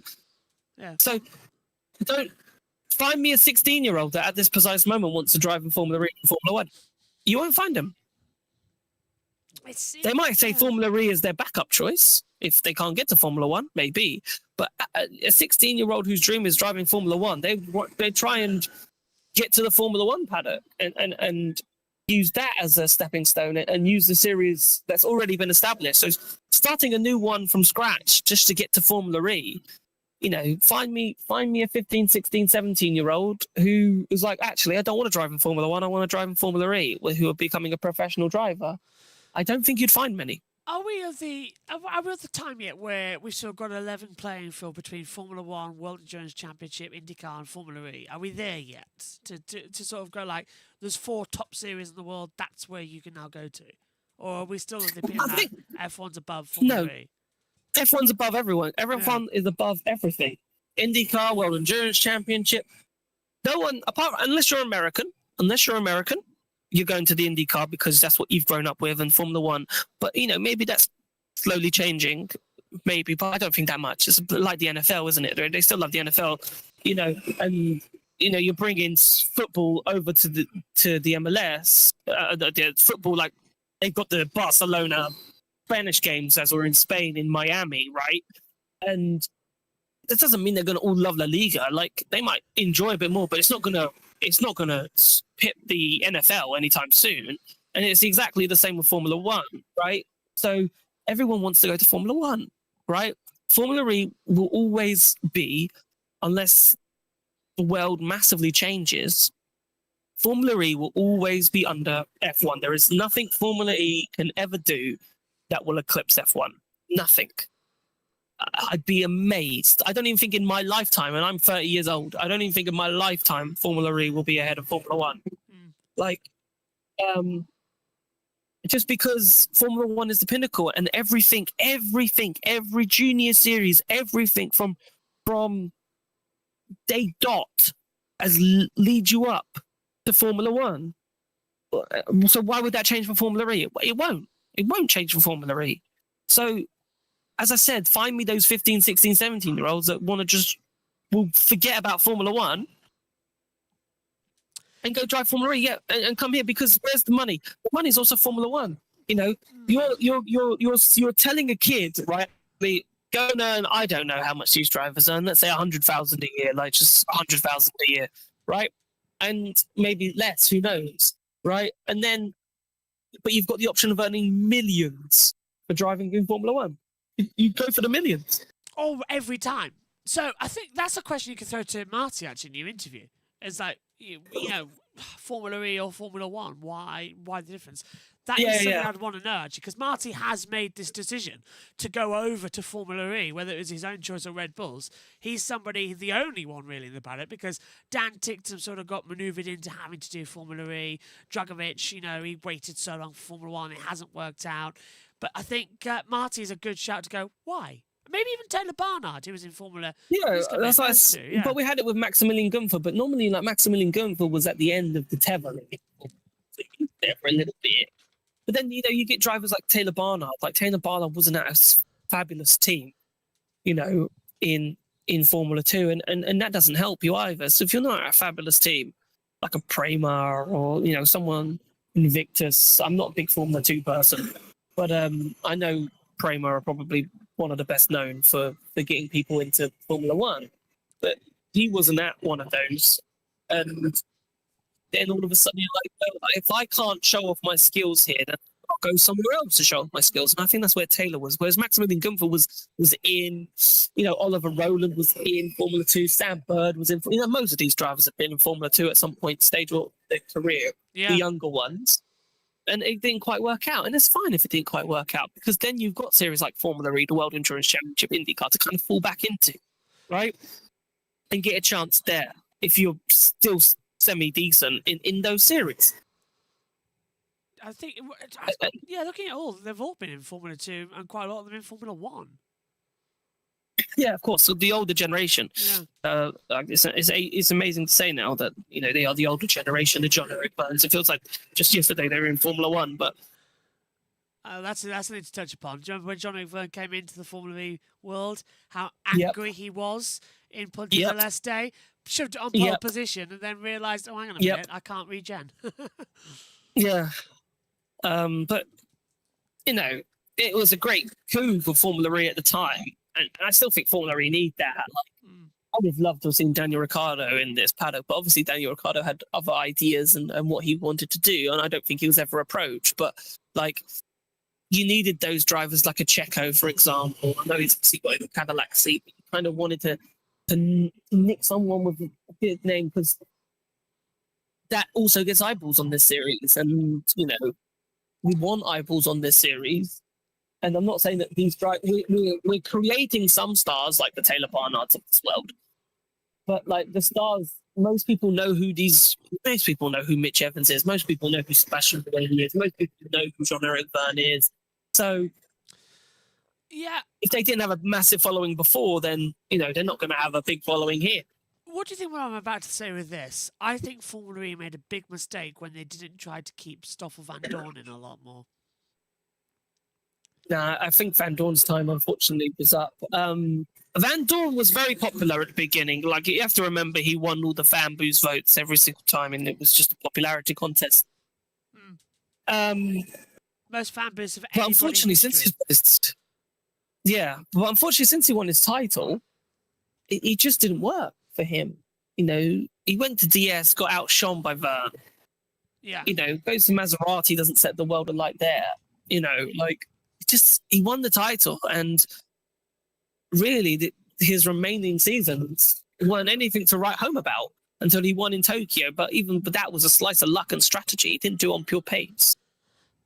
So it's so more cars on track, by the way. But yeah. You can see why he hasn't got a seat. Yeah, I can see why, and it's disappointing in many respects as well. He did sort of fall off towards the end. Although the Nicky is saying hashtag Van Boost, as it was, to come into I think I've lost you, Josh. Can you hear me, Jack? Hello? Can't hear you. Okay. Jack, can you hear me? Hello? Okay, so Jack's lost me in audio connection at the moment. Let's catch up with what's happening in the chat. Where are we? VRDN says, don't you all think Silverstone is just too long for FE? It's almost 3 times the current FE tracks. Presumably they'd use either the international or the national circuit that the touring cars use as well. Linky, you've put, that's my opinion too, use Gen 2 cars for Junior Series. There is a need to change in mentality, so all the other series will always be a backup choice no matter the prestige. I think that's sadly the case coming into it. And a man says, isn't there an FG series starting in 2026? Well, when the boys can hear me again, we'll have a discussion about upcoming series, because we've also got the start. Remember, Extreme E just ended and the Extreme H started over in Saudi Arabia. So, yeah, it's going to be quite an interesting run. So it will be quite an interesting time to see. Hello, boys. Can you hear me? I can hear you now. Can you hear me? I can hear you indeed. Good. Yeah, I think we just lost our Wi-Fi there for a brief second. We've kind of reconnected. Wonderful that we have been able to reconnect as well coming through. So, yeah, what do you think then about the possibility? Now, Armin has asked, is there an FG series starting in 2026? Oh, I feel like the less said about FG at the moment. God knows what's going on there. They want to start something. It seems like they make progress, and then they seem to just absolutely halt their progress, and nothing happens, and then they reappear again. Honestly, I don't think anyone has really massively followed FG too much, simply because they don't seem to know what's going on themselves, right? And until there's anything actual concrete that comes out of the FG series run by Bill McGill with Nick Heidfeld, then maybe we can start opening our eyes a little bit to that. But I think really and truly, to me, that looks like a direct competitor to Formula E. It doesn't look like that would be some form of support series. I feel like, obviously, Dilbert Gill was part of this championship and has Lesiev championship, and obviously became good friends with Nick Heidfeld. He did, yeah. What their motives are for this championship, that interests me slightly. Like, why did they feel the need to start it? What? Question. And I think, and because we've got Formula E, so I don't know what the FG series will bring. Whether they are marketing themselves as a support series, or are they a direct competitor to Formula E? And I just think, because they're not FIA associated, I think that's why it's kind of very quiet and in and out, is because they just don't have the funding. They don't have the backing, basically, to get off the ground. And it's a shame, because it'd be nice to maybe have. But yeah, I also question the motive around it. Like, why is it necessary? Like, why do we need it? We've already got Formula E. Does Formula E need a competitor? Probably not, because that's not going to help electric mobility, or maybe it will help electric mobility. Who knows? But then we don't want to start raising costs between each championship just to fight to see who's the fastest. I think that's a bit counterintuitive. I must admit, looking at it and taking a look at 2 cars, 1 series, I don't know, not FIA backed, I don't think it'll go off the ground that quickly, because we know that Formula... Well, it hasn't yet. Yeah. What was it? FIA Formula E is the only electric series until 2040, something or other? 51, if 2051. Wow. Option is extended. Yeah, a long time. Lewis has said, I think if there's going to be a junior support category in Gen 4 with Gen 3 cars, then it should be mixed gender like Extreme E was. I think that's fair. I think so. These, honestly, I know we got the women's test, and I don't want to dampen the women's test. And I know I'm not here for it on the Friday, but okay, it's great. Well done. Congratulations that you've got the women's test. But none of these drivers are getting anywhere close to getting into a Formula E car anytime soon. So you need something more, and maybe a mixed gender series. Every team has to have 1 female, 1 male driver, for example. Just an idea. Might work, so that those female drivers can then race against the male counterparts, and then we can make a decision. And some Formula E teams might make a decision to go, actually, like, this person needs to be looked at a little bit more seriously. In terms of a driver, maybe that gets more female representation into into the series, but currently, yes, great. The women have a chance to drive these cars, but it's just the same every year. That the women get the chance to drive these cars, but there's actually no end product. There's no, Jamie Chadwick, arguably the best female racing driver in history, possibly. Has she got anywhere close to driving in Formula E with the amount of tests that she's done? No. Further back, isn't it? So it's like, what are we achieving? If it's just a nice showcase event, all right, FEZ, nice bit of marketing, FEZ, but actually there's no substance behind it. So if there's no substance behind it, we'll stick to 20 male drivers at this precise moment, and the females can just have their little time twice a year just to show that we're a fabulous series. But really and truly, we're just doing it for a nice PR marketing side of things and not actually helping these girls get into a race seat in a major championship. Now, the ERA Championship, the only other alleged championship, that only ran in 2022 for a couple of races. So that has not been seen in 3 years, which is scary to think about coming in. But Formula E really is the only electric one at the moment. Is that an advantage or disadvantage, Jack? Because having only one electric series compared to all the other combustion engine series that you get around, it's a difficult car to learn to drive, this Formula E one. Are the sort of the rookies that are thrown in at a disadvantage, and are the women at a disadvantage to try and work out this car in such a short amount of time that they get before they're then thrown back into the world of normal aspirated engines? Yeah, so this just shows how great you are at adapting, basically, because, you look at Taylor Barnard, took to it like duck to water. Some people, it does take longer. And even go back to Jake Hughes, I don't think you can afford to have learning time anymore. But that's why I think this year was actually the best year for rookies like Pepe Marti and Felipe Drugovich to get that year's experience, because really and truly it's like, okay, right, most teams are thinking about Gen 4. So if they're thinking about Gen 4, then you've got a year to kind of learn the systems, learn how to race, and get ready for Gen 4, because then it's a whole reset for everybody, every driver, and everyone's got to learn a whole new car anyway. But at least you've got some Formula E experience. So it's probably the best year for a rookie this year, because I said, you take the stress of it away from the drivers. And as long as they perform admirably and are doing a half decent job, then you keep them for Gen 4, and then you see how it goes. But yeah, I think that's probably the best way forward in terms of for the rookies and how it's going for them. So, looking at the times at the moment, it's Nick De Vries fastest, 1:21.605. Jake Dennis is second, Pascal Wehrlein third, Nico Muller fourth, Eduardo Mortara fifth, Nick Cassidy is sixth. I might call you me, and then you can. Max Gunther is in seventh, Ollie Rowland eighth, and Lucas Grassi ninth, with Joel Eriksson rounding out the top 10 coming into it. I'll go back to voting. Jack? Had something from Jack there. Hello, it's the other one. Hello, Pico. You swapped back. Hello, Pico. How are you doing, mate? Yeah. Oh, yeah. We thought we'd swap back for a bit. Yeah.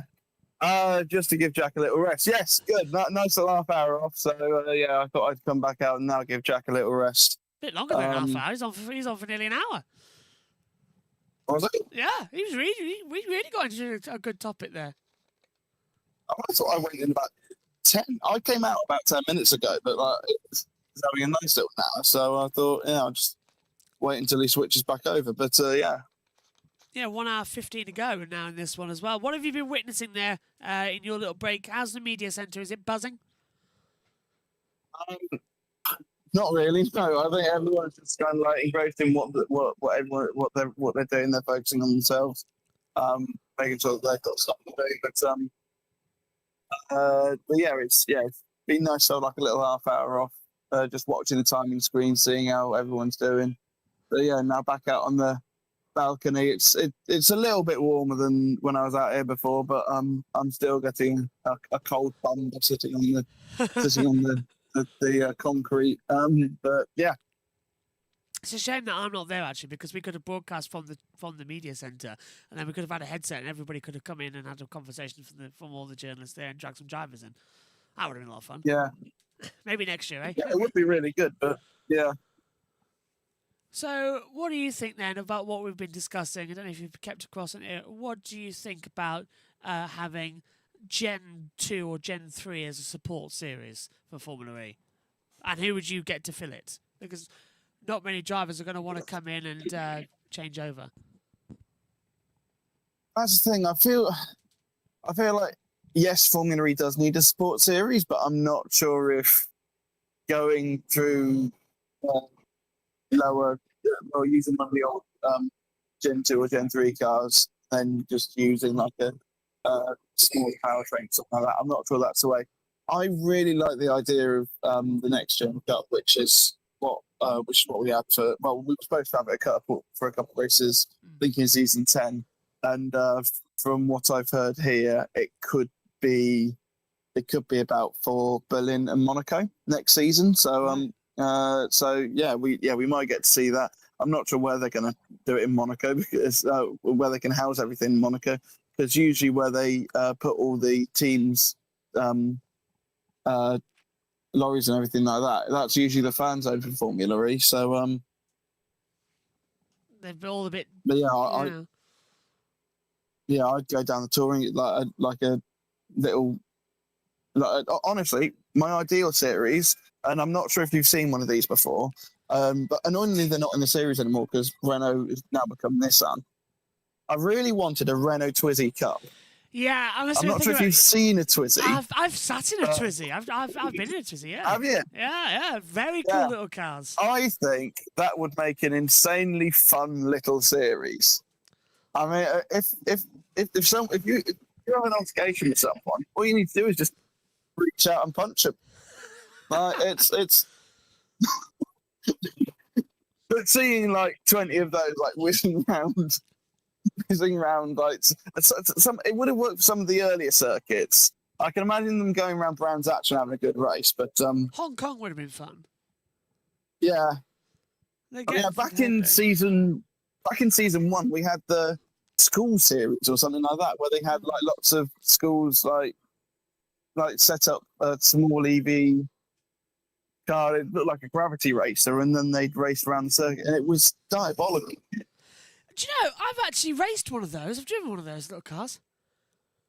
Have you? I have. I was supposed to, and then I got told I wasn't allowed because so when I did my motorsports engineering course at college, one of the projects we had was a gravity racer project.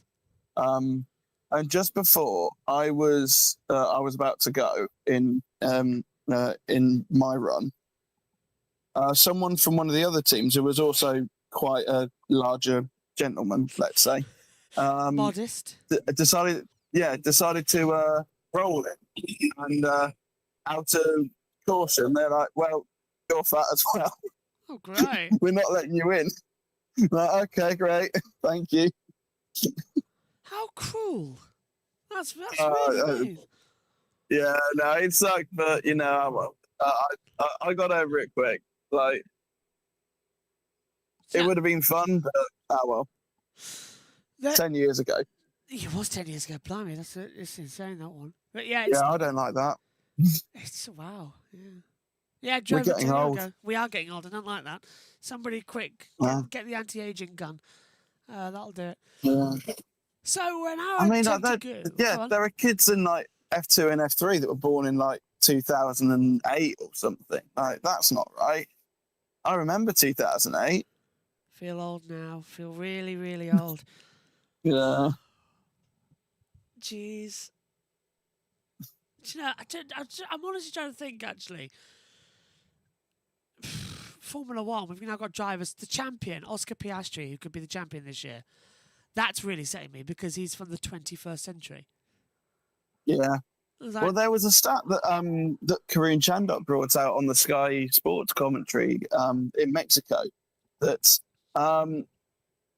to have been alive for Ferrari to win their last Formula One world title, you would now have to be an adult. which 2007. that's a horrible statistic. Yeah, 2007 when Kimi won the championship. Oh my God, he's right. Karun's right. Yeah, Oh my yeah. God. Karun usually is right. He's a very good asset to broadcasting. Oh no. 18 years ago. 18 years since Ferrari last won a Formula One world title. Well, won the drivers' world title. They won the constructors in 08, but I feel really old. Does anyone else feel really old now watching this broadcast? Yeah, my favourite driver won it for Ferrari, says Nikki. Is that Kimi Raikkonen? Well, 18 years later, it looks like it's a repeat between Max Verstappen, Oscar Piastri, and Lando Norris. Although Norris now champion. yeah. I've seen that. People comparing it to 2007. Cars just trip over each other. Max comes from behind, but I'm telling you now, Brazil in 2 weeks' time is going to be a Fuji 07 style race. Got that feeling. well, as in like a washout, or It's going to. just Oh, hello. Hang on. I'm getting a phone call. Sorry, can't answer that. To come through. I do apologise. But yeah. Yeah, I think it will be a 2007 style race. Yeah. yeah. Honestly, like I know this is a Formula E stream, but this end of this Formula One season is going to be incredible. I'm really looking forward to it. For me, as long as it goes to Abu Dhabi, that's the important thing for me. I want a title on the line in the last race of the year, because we used to get it. It's become very rare these last few years. We've had 2 in the last 10. Yeah, we have. Which is yeah. horrible, considering that it used to be every other year from 2008 up until 2016. So, and then before that, obviously 2007 went down to the wire. It was great, and most years like, it would be somewhat there or thereabout. I know that like Mansell won in Hungary. Schumacher won it in 04 with like 5 races to go as well. So yeah, but we haven't had like a proper title fight in Formula One for a while. Yeah, the last whereas one. In this series, whereas in this series, Ollie Rowland won it with the most amount of races to go. Last year, joint with Antonio Felix da Costa, he won it in the 3rd to last race. And made London season. And made London completely irrelevant, completely boring. So not really great. Yeah, and it was the first time that the championship wasn't won at the final location of the season, because obviously that Antonio Felix da Costa one was the 6 races in 9 days. So they were in Berlin when da Costa won the title. They just had 2 more races to go later that week. On a better circuit, I'd argue. That extended layout was brilliant. Yeah. I wish they'd do more with Berlin. I like the circuit we have at the moment. Yeah. But I wish they'd do more. There's chance to do more. Yeah, I made this is going back years ago, but I did make I did make a design of what I wanted the Berlin track to be like, and I will try and find it and send it over to you. But it's about the same length as the Formula E track is. It's about 2.4, 2.5 kilometers. Which is weird that that's the maximum you can have for Formula E track, but in Formula One you can't go above 7. Yeah. Mad, especially with Formula E being as fast. Well, one thing that absolutely flabbergasted me was that when we went to Homestead this year, that was the longest Formula E track in history, beating Beijing, which was the first ever Formula E race back in season 1. Yes, it was there in season 2 as well, but season 2 had a modification with the chicane on one of the straights and got rid of that. So, yeah, from the very first race of Formula E back in 2014, the longest track was Beijing up until April this year when we were in Miami. Do you think that Berlin? Wait. I've lost. Beijing. Damn it. Did Beijing work?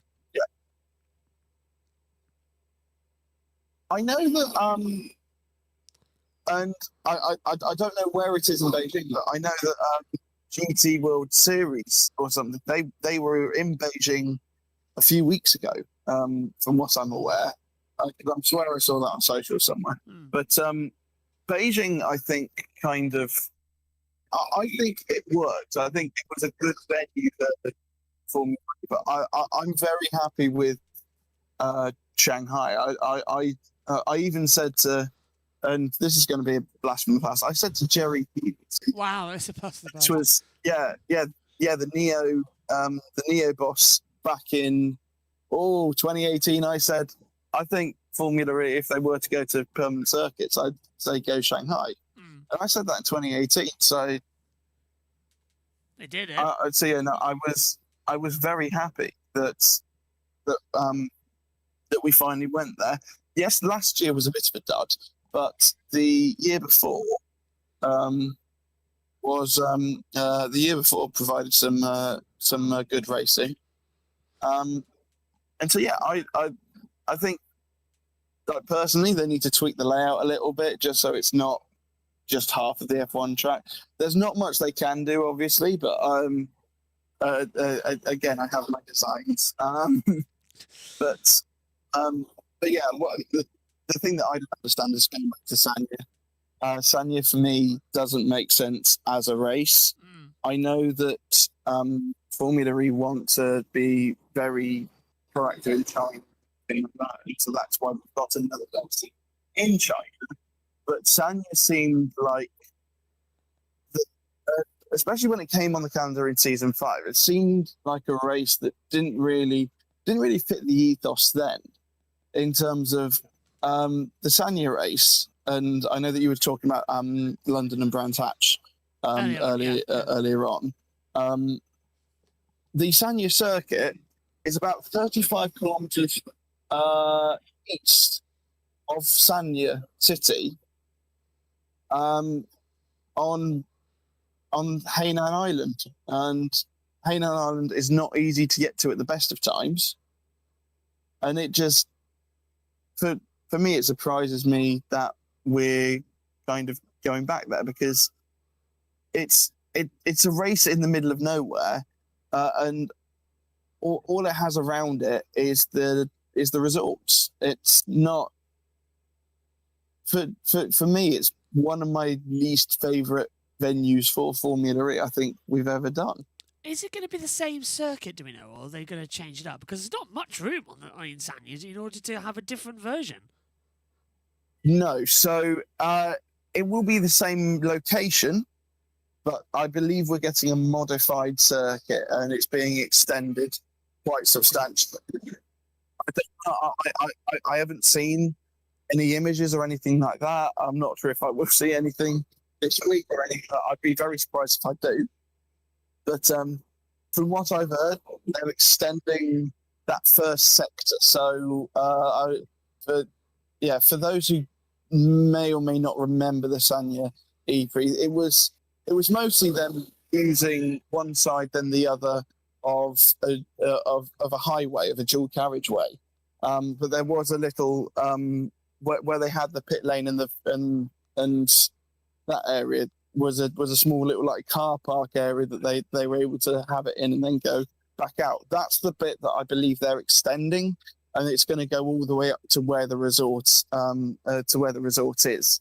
But even then it doesn't feel like personally, it doesn't feel like a great venue. I think it's sad that we've lost Jakarta, but it was the quality of the circuit this year. The fact that we had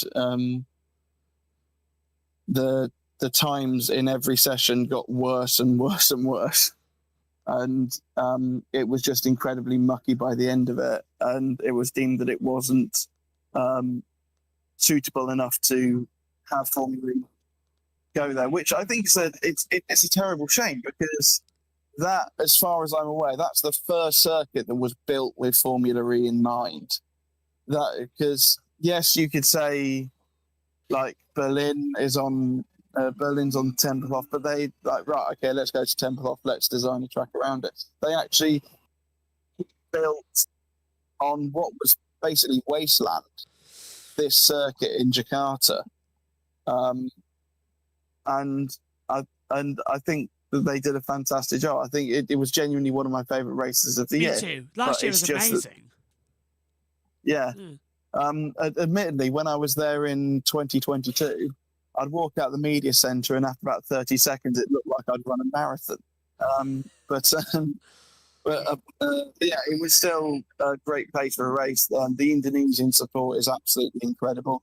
So that's why I'm fairly certain that Jakarta isn't off the cards. I mean, I'm not going to go disturb him right now, but Jeff Dodds is just over to my left. Come on, But we've got a round table with him.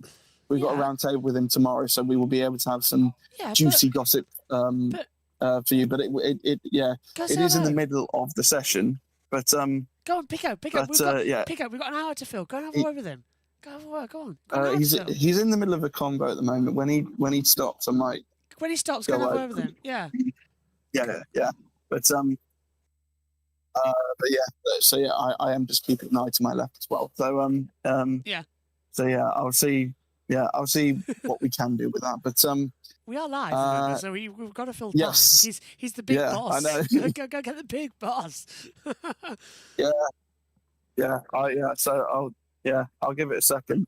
I'll and then I'll head on over. But That's but right. yeah, I think Jakarta is still very much on the cards for a future event, because the Angkor region wasn't the original idea for Jakarta. It's going to be a downtown venue around a monument. I've forgotten the name of the monument, but yeah, there is plenty of space there. There is to be able to have a circuit and a pit lane next to it, and so yeah, I reckon they will be working very, very hard on getting back to Indonesia, and that will potentially be something that I put to Jeff. So,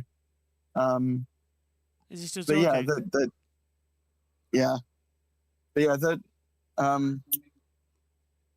but yeah, so yeah, for me, Sanya isn't really a region that interests me, but I think Jakarta would come back some point soon. I hope Jakarta's come back, because my friend did the karate championship there, and he said about how it is a bit of a wasteland area, but it's it's growing, it's upcoming, which I think is going to be good. Is he still talking? Yeah. Yes, he is. Yes. I'm keeping. I will let you know. I will let you know, and then I'll try and doorstep him. Yeah, just doorstep him and get him in. Yeah. Do the old Ted Kravitz bump into and start having a conversation. Yeah. He's a Yeah. wonderful guy, though. I Jeff. did that. My first ever interview was with Valtteri Bottas. He did a talk at the Oxford Town Hall, and I didn't get my question in. So at the end of it, I just I turned on my phone microphone and I just doorstepped him like Martin Brundle on a grid walk Do and it. had a chat with him. So yeah, and that even though he didn't, even though he didn't really understand the question, but I didn't care. That was like the first moment I was like, this is incredible. I'm interviewing a Formula One driver. So yeah. And look at me now. I'm sitting on a balcony in Valencia. Dreams can come true. They absolutely can come true. And now you're going to go interview Jeff Dodds in a second and see what he's going to say. Yeah. That's going to be a lot of fun. Yeah. I'm looking forward to seeing what you do here. Yeah. I'm keeping an eye on it, and I'll let you know whether it's possible. Just go But and dive bomb in. yeah, exactly. I'll run you through the times then while we wait. If you get him, just interrupt me. De Vries, Yeah, we'll do. 121.6. Mortara, 121.627. The two Mahindra separated by 27 thousandths. But then Jake Dennis is third, 121.669. 69 thousandths off the pace of the two Mahindras. Porsche 4 and 5. Verline ahead of Muller, 121.777 to 121.848. Gunther 6th, 122.045. Cassidy in 7th, 122.122. DaCosta 8th, 122.239. Roland 9th, 122.261. Exactly the same time as his teammate Norman Nato, to the nearest thousandth of a second. That's something to see. How is it then, Pico? Any news? No, it's still nattering. I reckon if we just keep on nattering, and then I'll let you know Excellent. kind of when, and then I'll Lucas, I'll keep posted. Lucas de Grassi is 11th on a 122.270. Felipe Djokovic in 12th on a 122.282. Jolekson in 13th on a 122.318. Sebastian Buemi 14th, 122.334. Taylor Barnard 15th, 122.468. Zane Maloney in 16th, 122.520. Dan Ticktum 17th, 122.554. Jean-Luc Verne in 18th on a 122.678. Jose Maria Martin 19th, 122.827. And Mitch Evans is 20th, 123.943. So then, Pico, I think one of the questions you should ask the headmaster is, should we have a support series in Formula E? Yeah, I think that's a fair question. Obviously, I think how much I'll get out of him is we'll see. But also ask him about Brands Hatch. Are we going to Brands Hatch? Get all the juicy ones. Yeah, get it into. Yeah, I know that the UK is obviously a very important venue for Formula E, and I've heard Alberto's spoken about it as well, and so whatever happens, season 13 there will be a venue that will host Formula E in the United Kingdom, but we just don't know where yet.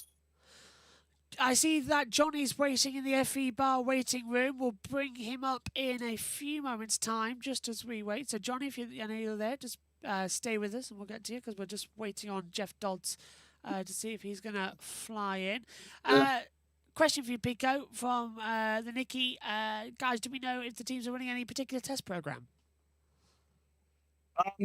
In particular, obviously, like we've alluded to, we've got the mock race this afternoon. But we'll have to see. You're right, Toby. How are you? Good. Yeah, good. Yeah. Do you want to come on? Do you want to say anything important? No. How's your day going? Didn't much happen today, to be honest. We'll just have some interviews during the midday break, but yeah, quite. Yeah, I would say quite an easy day today. Yeah, found anything? Any gossip? Anything interesting? To be honest, not until now. No. What about you? Some gossip? No, nothing. We've honestly been waffling for the last hour or so. Jack came in and covered me for about 45 minutes, and then I've come back, and we're going to see if we can doorstep whenever he's finished chatting. So yeah, do you think it will work? I think so. Okay, there we go. We got some positivity from Toby. Yeah. I won't let you. Yeah. Go for it. Yeah.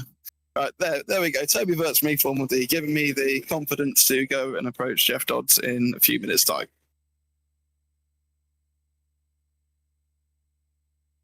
Sorry, Pico, will you throw it back to me then? Yeah. Sorry, mate. I had my earphone off. I was just listening to a voice note from one of the media reps to come through. Is that Toby? Nicky's just said. Yeah, it was. Yeah. Yes. That was Toby. Yeah. The thing is, I was sitting down, so I was just trying to reach up as high as possible to get the mic onto him. But that was Toby. And we heard from him yesterday when we went to go see the Taylor Barnard car that stopped. But it's been a fairly uneventful session this morning. I'm not sure if you've seen if there's any yellow flags. Nothing. Or there certainly hasn't been a red so far. Nothing, not a thing so far this morning. They've been very well behaved in the past 2 hours, 10 minutes. Well, yeah, obviously this is the last year of this cycle, so if anything will work, it's going to be this year. So yeah, you'd kind of expect everything to go plain sailing compared to the last couple of years. Is Jeff still talking? Still nattering. In that, you know what Jeff's saying. Yeah. talk for a bit. You probably have him on for the Um, next 50 minutes or so if you could. But yeah, that's the thing. I'm just gonna hover until he looks like Has he got, he's finished talking, and then I'm just gonna try and doorstep him. So try and we'll catch just his keep on eye. filling till then. Give him a wave. I've got I can't say we've just got Grassy just come in, just coming into the pits, just literally just below where I am. So yeah, yeah, a little bit of a mucky rear wing, but apart from that, it seems fairly positive. As the other early Yamaha, as they Maloney can pass me on the front straight. But yeah, this is. I mean, it's great for the teams that testing is nice and uneventful. But I mean, like for us, from a broadcast point of view, it's come on, someone do. Yeah. Prodding a stick, isn't it? It's like, come on, it's a bit like the touring cars. Do you remember when we did that trackside? I was like, come on, guys, do something. Prod with a stick. Get something to do. Yeah. But it's getting there. They're improving, I think, a little bit, which is nice. But just 50 minutes to go this morning. Yeah, exactly. Do you reckon we're going to see more action this afternoon? Because, of course, they did the simulation race, and then they're going to go out there with the, whatchamacallits. Well, yeah, I think you'll see some action in the simulation race, 100%.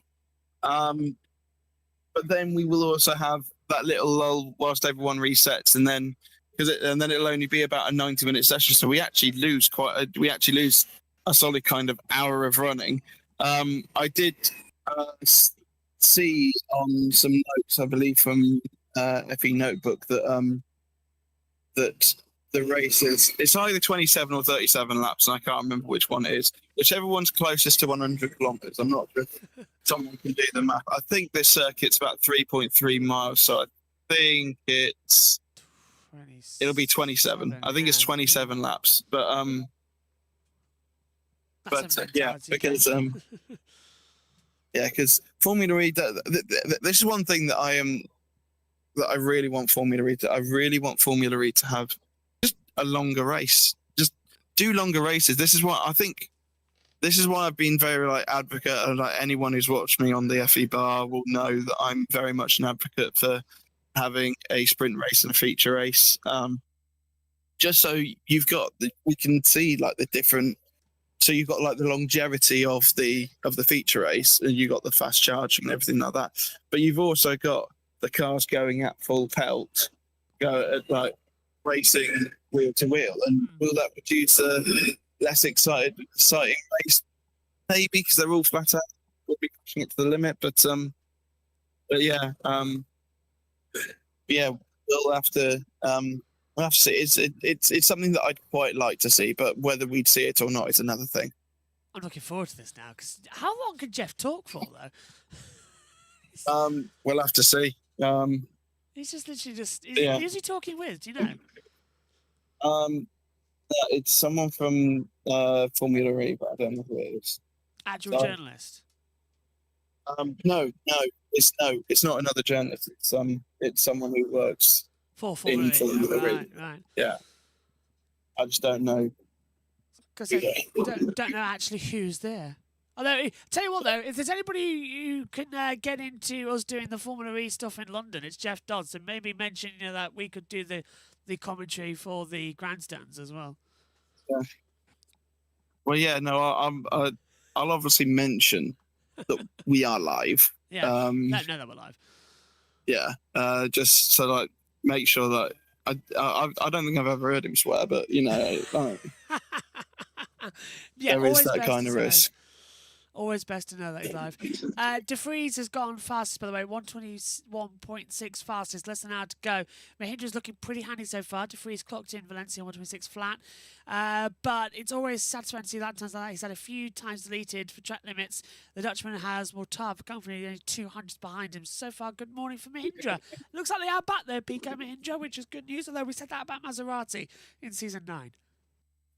Yeah, definitely. One thing that I remember speaking to Damien, the PR representative from Mahindra in London, is that the first couple of years that he was there, because I believe he started season 9, I think it was.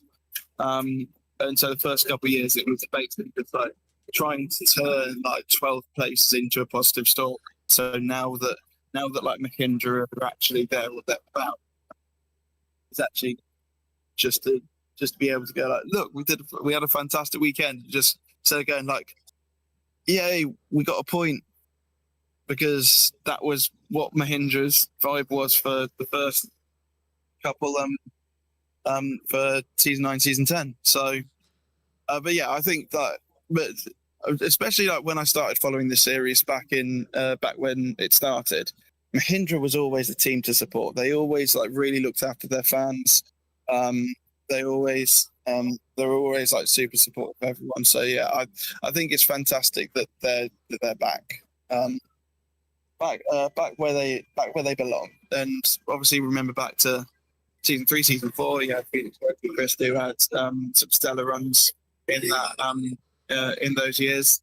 But season 8 to season 10 was basically a write-off, and then they scored more than that in season 11 alone. So yeah, that's the thing. I wouldn't write them off for the championship at all, but it's certainly interesting. I mean, like they arguably should have won in Jakarta with Nick de Vries, who's just was past me.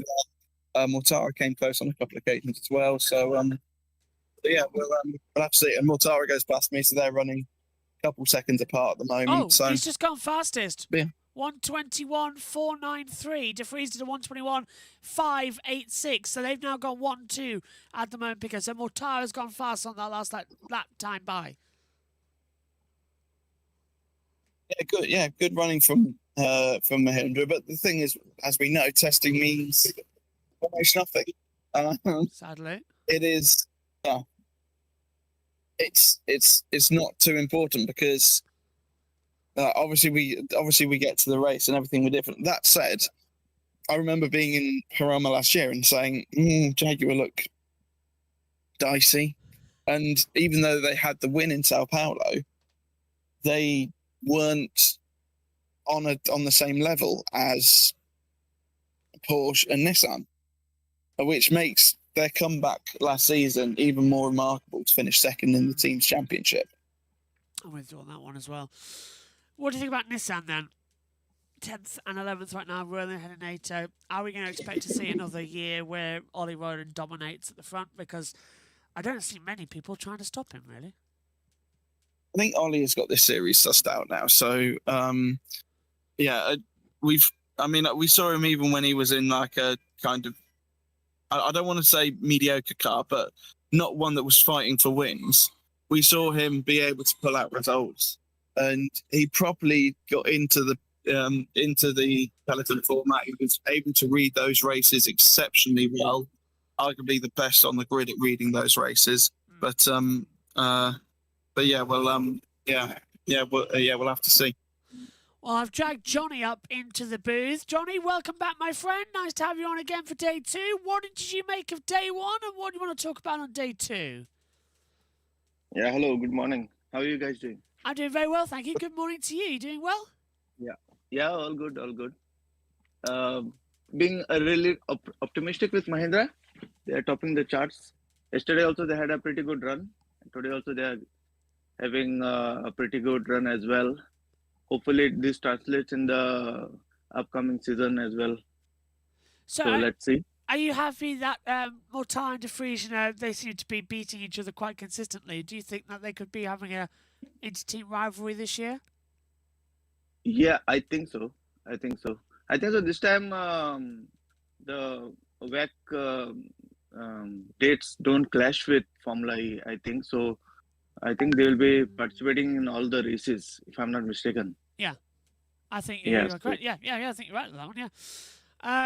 What do you think about everything else that's happening? Because we've got Mahindra, Porsche, 1, 2, 4, and 5 with Andretti, with Dennis in the middle. Anyone surprised you out there at the moment on day 1 and 2? Not really. The same people who are there on top are the ones who are usually there. I would say surprising is maybe Cassidy with Citroen. Citroen being a new team, being up in top 10 is a really noteworthy performance by Citron. I don't know how true the timing is as of now since it is testing, but yeah, Citron is one to look up to see how far they have this thing developed the car when the season starts. Do you reckon that we're Apart going to... from, So go on. sorry, No, after you. yeah. So let's see when the season starts. The actual standings will be able to see. You know. Yeah, exactly. Who do you think is going to be the more shocking that they don't improve?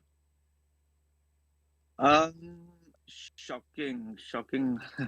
It's Formula is just so competitive. You can't have any shocking guesses. You know, one like last year, you see Cassidy and Jaguar were nowhere in the first half of the season. They had a lot of problems, and then the end part of the season, they were like winning all the races. You know, so Formula is such a competitive series that you can turn around your season very easily. Johnny, I hope So I hope you come back in the afternoon session and throughout the rest of the days. What are you expecting? Are you looking forward to the simulation race later on today? yeah, of course. I'll be looking out for it. Hopefully, it gives some idea of the season to come. Hopefully, and yeah, we might relate it to this standings for the upcoming season. Yeah, I can't wait. Thank you very much, and we'll please Thank you. do come back throughout the day. yeah, sure. Thanks, Mike. See you later, Johnny. Cheers. See you later. Thank you very much. Pico, can you still hear me? He's got his mic muted at the moment. Hello. 2 seconds, Josh. Do some filling for me. I will, Phil. Do not worry. If you can get hold of Jeff Dodds, that's the big thing. So, Sebastian Wemby is just coming back out onto the circuit. It is, as I said as well, thanks to Johnny for dropping in. If you want to be on air, this is your show. Join the Formula E Zone Discord. The link is in the chat below as well, and you can get in and join the FE Bar waiting room, and we'll drag you up to the main chat and we can have a conversation. This is the FE Bar for testing live here. You can get your say and come on the air. That's exactly what testing's about. We've got hours and hours and hours and hours and hours to kill across the next 3 days. So if you want to come on and have a conversation, you absolutely can. Pico. Hello. Yes, I'm just doing a bit. Hello. What do you want to talk about? I'm back now. I can hear you. Any news on Jeff? Still talking. Still talking. That man can talk for the planet as well at the moment. Okay, what do we want to talk about? How about the Lolas? What's the vibe down there now that we've got Mark back as team principal? That was all. Actually, I was sorting out. Well, I can't really see. I'm not sure. You got a track map. I can't see the track map, so you can tell me where they are. Lola are 9th for Maloney and Degrassi's 13th.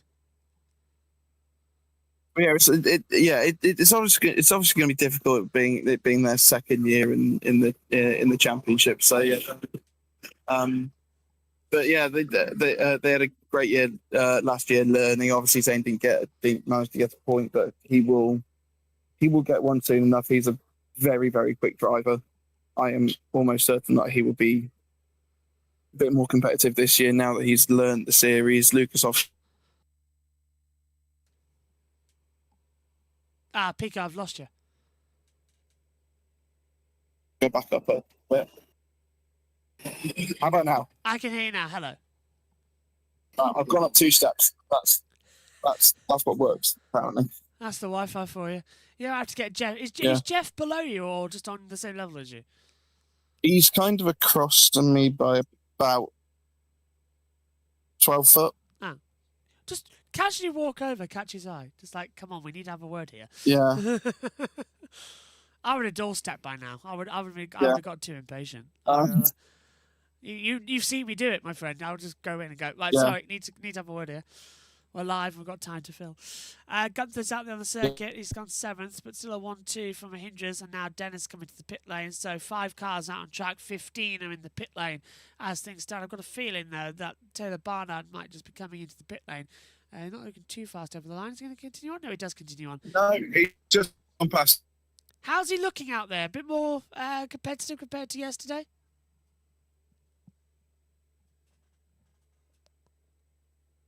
That was a lot of time lost, and so yeah, he'll be back out. Right, give me 2 seconds. I'm going to try and doorstep Jeff again. Do it. Go for it. Yeah. How are you? How are you? Yeah, good. Do you mind if we have a quick word? We're live at the moment. I am just heading with this man to do the donation. Okay. So I'll catch you later. Yeah. All right. Yeah. No worries. Cheers, Jeff. Damn. No. Damn. Good try. Good try. Yeah. No. Yeah. Thought I'd give it a go. He did say that he'll catch me later, so I might try and find him a little bit later on. We'll see. Yeah. But, Damn. yeah, worth a try. Worth a try. Always worth a try. He's a busy bloke, though, is Jeff. Yes. Oh, yeah. No, he really is. Like, it's. I think next year we're coming with microphones, headset, bus mixers, computers. We're doing this trackside. I've had enough of this. Yeah. We'll get him in. Sounds good. Ollie Rowland's just come into the pits in front of me, so he'll be heading back down to his garage. What's the like? Have you been out for a patrol in the paddock this morning then? At all? Is that this afternoon? A little bit, but not a huge amount. Usually, like when I go down there, it's when someone's having problems or something, so I can bang on the wall of the beach garage and go, "What's happening?" And I haven't had to do that today so far, so yeah. Something better, I suppose. But I might try and get a slightly different angle for. Oh, hang on. Just they've delayed Jeff, so I can have a little chat with him. Go for it. Percy, how are you? I'm all right. How are you? How was your off season? You don't really have an off season in Formula E. So all the stuff when we're racing, the things we don't have time to go and do, well, they all happen in the off season. So it's not really an off season, but yeah, itching to get ready for this one. So feels like this is the official first day of the start of the new season for me. Fantastic. And have you been up and down? What have you found? So I arrived at midnight last night. Wow. So I haven't had a lot of time. I've been into a few garages in some of the teams. There's a bit of nervous energy down there. They begin to kind of find their place on the track. So no, I've caught up with a few people there. I'm here right the way through to the end of Friday, so I've got a whole week to catch up with. Fantastic. And obviously being back here, like obviously Amazing, yeah. everything that happened last year, and Yeah. it was incredible to move everything over to Madrid so quickly. Yeah. But how good is it to be back? Because this is obviously the home of Formula E now. Yeah. We moved back here a few years ago. Yeah, so yeah, it's 2019. fantastic. Well, look, so the first thing I would say is, if I'm really honest, it's the first time I've ever been here. Because I started in season 9, and I wasn't at testing for season 10, and then obviously Harama last year, where we had to move it. So it's my first time here. So, but getting the reaction of everybody else, it's wonderful to see it. So, no, I mean, we've been coming here a long time. We have an office here actually, and we have storage here so it's kind of our spiritual home in Spain. Spain's becoming even more important for us, not just the people who founded Formula E from Spain, but obviously we have our first race ever in Spain, in Madrid. So Spain's an important part of our DNA. So it feels good. And what an amazing job. I mean, I can't believe in the photos and the pictures I saw last year, the incredible job they've done bringing this back to life. But if you look at the city, obviously they've got many years of recovery still ahead of them. So continuing to support that is really important for us. And yeah, Madrid, obviously one of the new races for next year. How much are you looking forward to the new venues we got? Super excited. Well, so it's not just, so obviously we stay in Miami, but we go to the Hard Rock Circuit, so MIA. So I'm really excited about that. We've got some special entertainment we're planning for that, so I won't give away too much, but excited for that. Back in Sanya, so doubling down on China, obviously the world's largest EV market, so that's really important for us. And then first ever race in Madrid, and they had the press conference in Madrid last week, Governor of Madrid, and actually we have a really high number of ticket sales already through from Madrid, and we haven't really officially launched it yet. So things are bode really well for our first Spanish race. Yeah, excited. One of the races that isn't going to be on the calendar from this year to next year is Indonesia in Jakarta. Yeah. Is that a market that you're looking to go back to? Yeah. Because that we've seen the amount of people that come out to the races. They even rocked up on the Friday a couple of years ago, I think. Yeah. So is that one that you're just trying to move to a different venue for the Gen 4 potentially? Yeah. So maybe not even move venues. So the simple answer is yes, we definitely want to be there. So we love racing there. It's a massive market. It's a big EV market.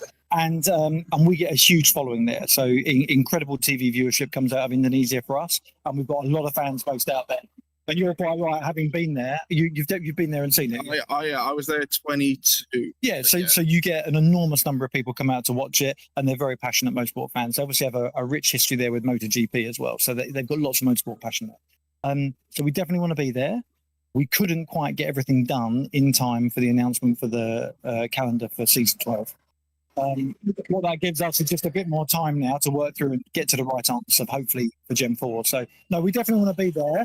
I'm optimistic we'll be there. We've just got to work through it now and get it sorted. And with Gen 4, because obviously that is coming, we'll see this here next year. Will be the first proper look at seeing all the cars. Well, on you Gen might 4. see it before that. You don't know. Yeah, but yeah, this will be the first time that they've run in anger. Yeah, it's right. The first time it will kind of shake out, and we'll see who's, because we're obviously between the last year of Gen 3 now. So whilst they've been doing some good work in the off season, I don't think there'll be a few surprises. There always is over the next few days, but broadly we're at the end of a generation, so people kind of know where they are. Nobody has any idea where people are in the development of the Gen 4 cars. So I think really exciting next year, we'll be seeing the Gen cars testing out for the first time against each other in a competitive environment.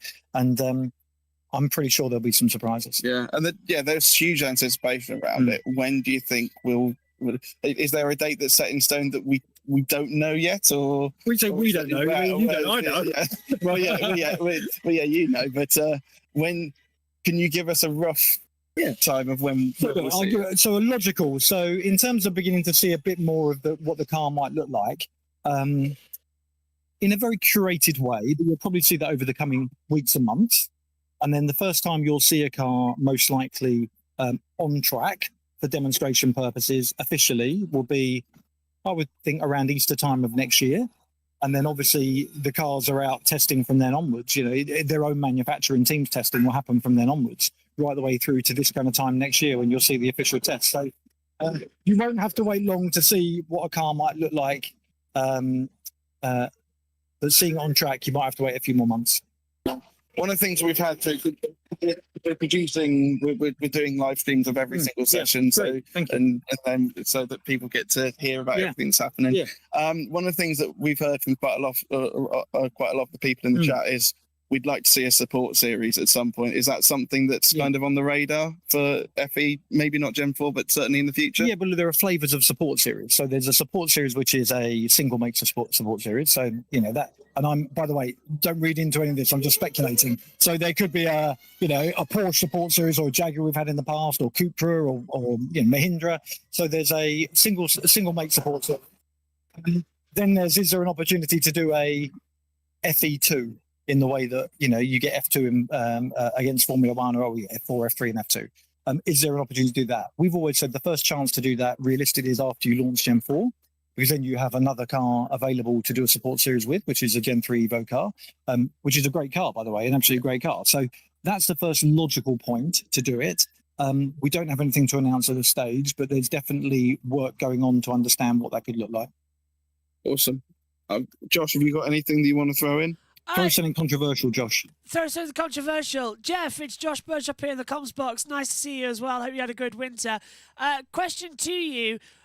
Are we staying in London, or are we going to go to Brands Hatch or Silverstone? Because many people say they don't want Silverstone, but they wouldn't be minding Brands Hatch. By the way, what have you seen so far? What livery do you like best? I really like the Citroen. It's cool, really good. Cool. Josh has asked about the future of London.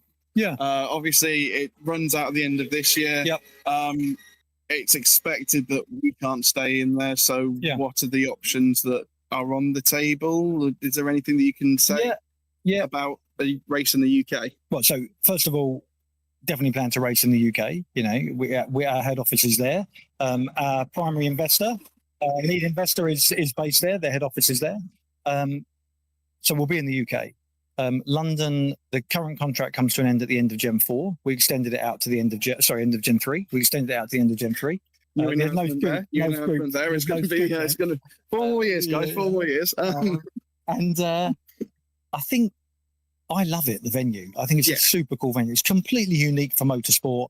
Every year we take people there, and every year people tell me they're blown away by seeing that indoor-outdoor race and the way it's constructed. We've always known it's going to be very difficult to run the Gen 4 car there. I forget exactly which turns they are, but is it 3 and 4? You've got a I couple think of I think it's yeah. 3 and 4. You've got a couple of really, really tight turns there that are even difficult now for the Gen 3 car. Let alone when you've got a 600 kilowatt car, which is bigger in stature, going much faster through those areas, it doesn't work in the way that it's constructed today. So we would either have to materially turn the power down on the cars, but what we can't do is materially shrink the cars, right? Can't make them physically smaller. So I think it's unlikely that we'll be able to continue with London. Not 100% impossible, but very unlikely. And then we're looking at other potential street circuits in the UK that we could look at. And then we're also looking at other venues, fixed venues. And, I think I'm not telling any tales when I talk about, historically, Brands Hatch, Silverstone have been mentioned in dispatches, and there's an obvious reason for that. They're the two most famous circuits in the UK. So we're talking to the circuits in the UK. We're also exploring other street races, but we will be in the UK. It's something like Brands or Silverstone, like you could utilize that for season 13 just as like a stopgap, and then potentially move back to London or Manchester or Birmingham. Yeah, or you like absolutely could do. I mean, I would like to find our UK home for the start of Gen 4 and stay there, because the investment you make in a location that isn't going to be a long-term location is a little bit wasted, because you're trying to attract a new fan base. You have to build infrastructure, change circuit layout. You do all of that stuff and then don't go back there. Doesn't feel like a very good investment. So at the moment we're focused on knowing where we're going to race in the UK and being in the right place from the beginning of Gen 4. Awesome. Thank you so All right, good much. stuff, all right. Yeah. See you. Cheers, Jeff. See you later. There you go, Josh. Brilliant. Nicely done. Nicely done, Pico. That was fantastic. Right. How much left have we got?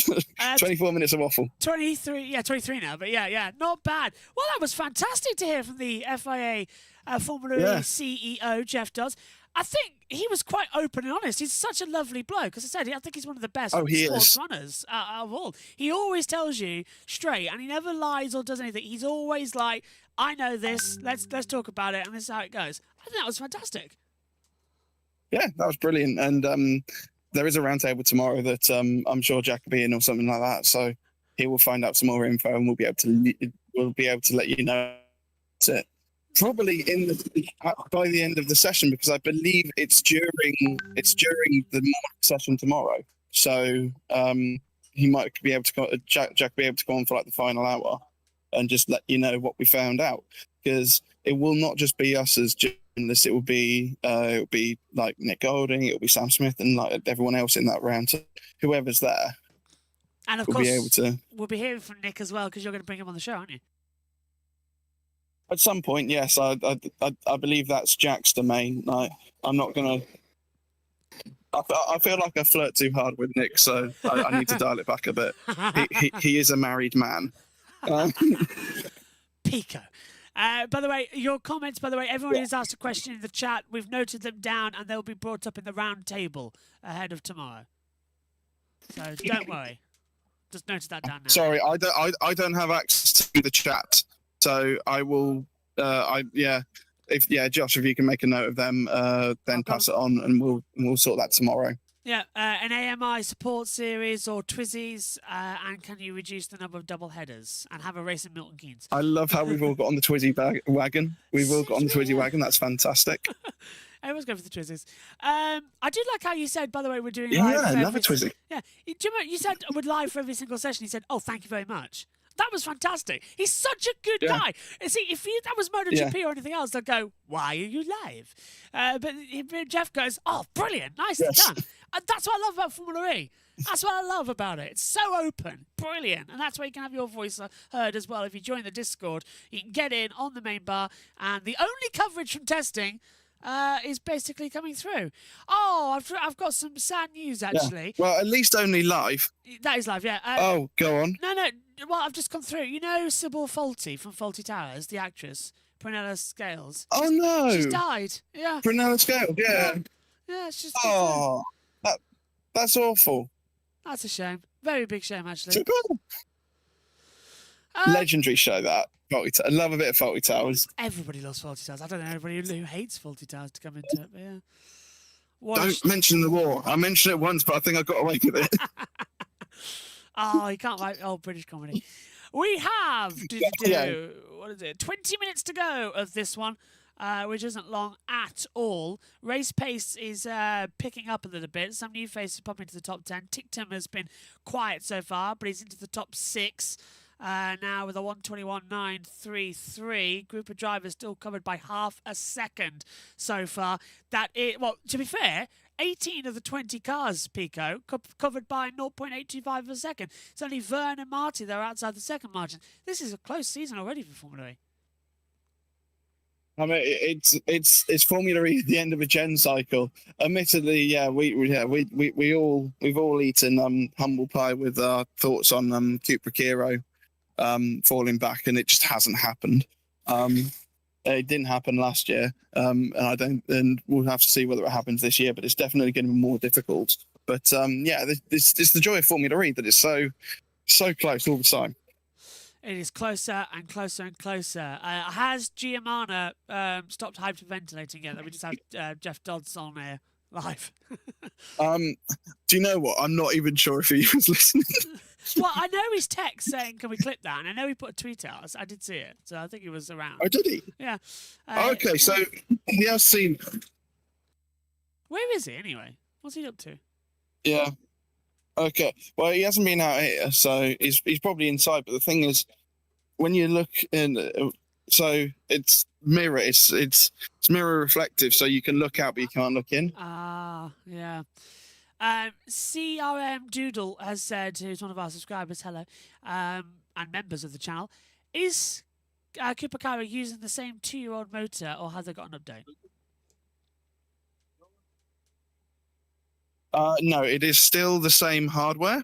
But they still have the opportunity to to update the software. So it's whatever Porsche have done with that and with that power unit for this season. So when I asked Florian Modlinger this question last year, asking how much can they learn from it, can they improve it, and he said yes.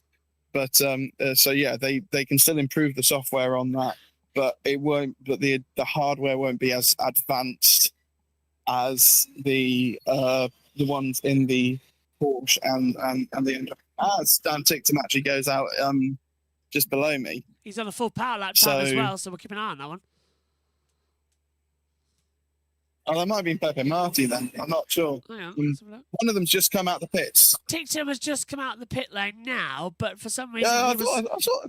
I saw 33. Yeah, for some reason he was fully blue on the timing screen, so it looked like he's already in a full power mode. No, he's just come out the pits. Graphical glitch. Go on. Yeah. But yeah, I think the thing is that I spent most of last season going, the drop-off's going to happen any second and it's going to be fine. Yeah, like they're going to drop off any second and then it's going to be all for nothing. And then he won in Jakarta and then we were all kind of shown up for that. I will say, I do feel sorry for Jeff Dodds. I feel like I've started a trend. Oh, no, why? So someone's now talking to him and there's another person behind wanting to have a chat. Oh. So, yeah, I've started a trend here, guys. Sorry, Jeff. Yeah, sorry, Jeff. Our fault. Yeah, nice. We'll still be there at the round table tomorrow. The round table where it's now surprisingly square and you two get the corner. Yeah. Oh dear, not good, not good. He's a top bloke though. If he's delayed with what he came back though, isn't that nice that he came back? Yes. He was. Yeah, his thing. So he was. So the main reason why he originally couldn't do it is that he was doing something for the floods and some sort of presentation with the floods and something like that. So that he was. So he went off. And then he came back up a moment later. It's been delayed, so let's have a chat. He's such a good bloke. Kudos to the man, because I reckon some other people would have just disappeared, but Jeff doesn't. So no, Jeff doesn't disappear. What a man! He's a top bloke, and I can't wait for next year. We're going to have to do something trackside next year. Kyle from Current Lap is back with us as well. He says that we need a video game. So maybe that's something you could talk about at the round table. Kyle, you're live on with us. Hello, mate. Good afternoon. Well, good morning, even. It's morning for me. Yeah, it's still morning here. I'm on Spanish time. How are you doing? I'm doing very good, thank you. Just want to say amazing work from what you guys have done. Interviewing the CEO, that was mega. I made some notes down from that because I think there's a lot he said there that we had to take in. He said 600 kilowatt battery, which to me, I understand the numbers. That's like 5 times bigger than any road car. So maybe I've misinterpreted that. But if it is a 600 kilowatt battery, we're going to be looking for some quite long races, I think, because that's going to last a while. Which is better news. It lines it more with Formula One, exactly what Pico was wanting, longer races. Did you also twig that he said that we're going to see it around Easter time, which I think is quite That's cool. I'm looking. They've obviously dropped renders already, like with the front wing building on the website. So it'd be nice to see some concepts and then to see it on track. And I got really excited, and it was like one of these big. Oh yeah, that's so obvious. When we could do a support series with Gen 3. Like, yeah, then it's not wasteful for the planet. We're using another car and it gets drivers in. And then hopefully, to the question you asked yesterday, we can get some females into that support series. I've got a feeling that we're getting closer now. I was so excited that Pico asked that question to Jeff because now it's been the topical morning. Do we have a support series? Can we have a support series? Gen 3 now looks like the most likely to do that as a logical step. And I like what he said, Carl, as well, that... it's been in the idea that the logical step was as soon as we get to Gen 4, what we're going to do with the Gen 3 cars. Because you couldn't really do much with Gen 1 or Gen 2. But Gen 3, especially with the Evo, you can keep running them for a while. Because they're not that dead yet. Unlike the Gen 2s, which are really extended. It reminds me of how like PlayStation held onto the PS4 for so long. It's a bit like that, isn't it? Like, it's still compatible. Yeah, it's still now, to this day, isn't it? It's like, God. Yeah. One question I want to ask about testing, because this is, of course, my first testing year. In Formula One, we know a term of sandbagging. That means they're not really pushing the cars. Obviously, that's to show performance in aerodynamics and things like that. But in Formula E, is there an element of sandbagging at all? I think not really that. If you've got a new piece of software to the engine, I'd say you'd sandbag a little bit. Like Porsche, I think they're deliberately sandbagging because their lap times are too close together. Mahindra, I think, have just gone all out. But the likes of Nissan, 14th, 15th, they're too far down. Jaguar, again, they're too close together on the timing screen for them not to be sandbagging times. Because we're seeing too many 2x2s out there as well. I don't know if Pico can hear me with a mic. I'd love to ask your question of if you think the teams are sandbagging as well. So we'll get him back shortly. But yeah, I think largely I'd say yes, Carl. I think they would be sandbagging. Mahindra, not that they're a bad team, wouldn't have been on my top team to be at the top there. So maybe they are. Nick de Vries and Mortara aren't, rookies or anything. But I was expecting more like Porsche, Nissan, as you said, like the teams that were top of the season last season.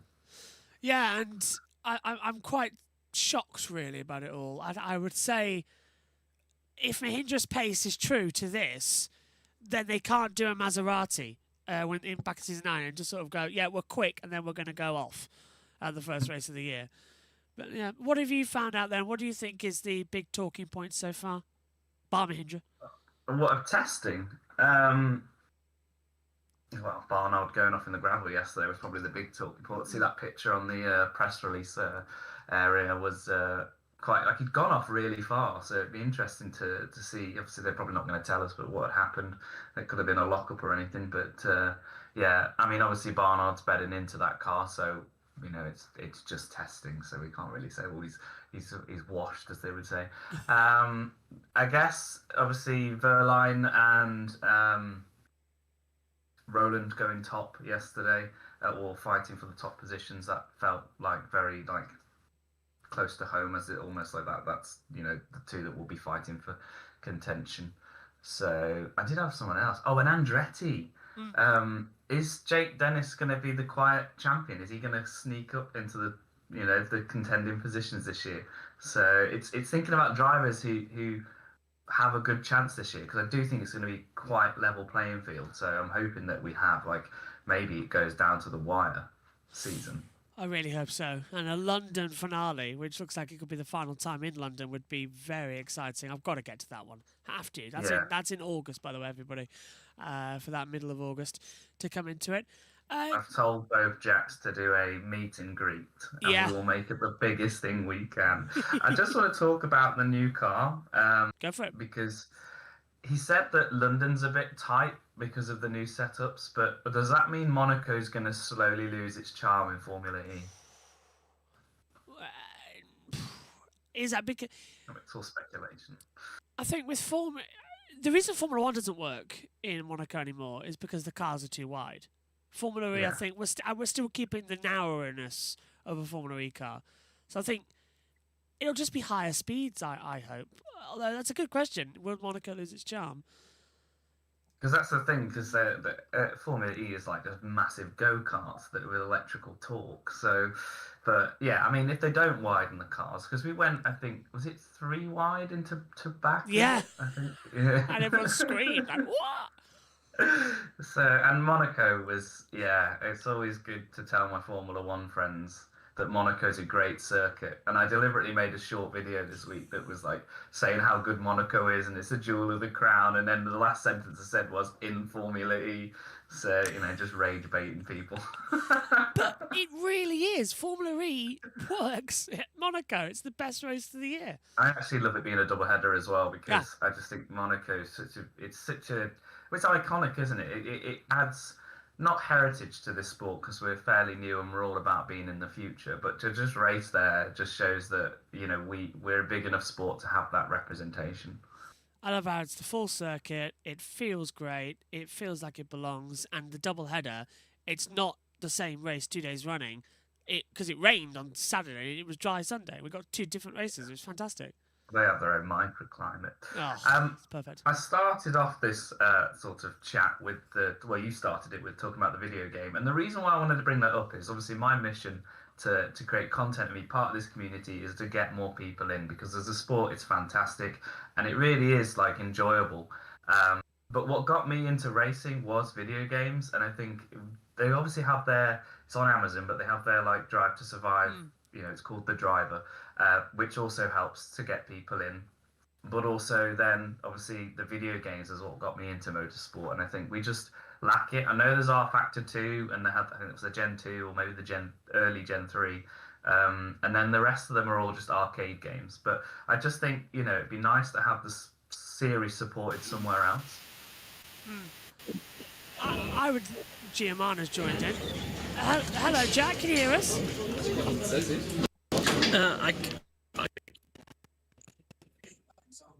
Just a bit.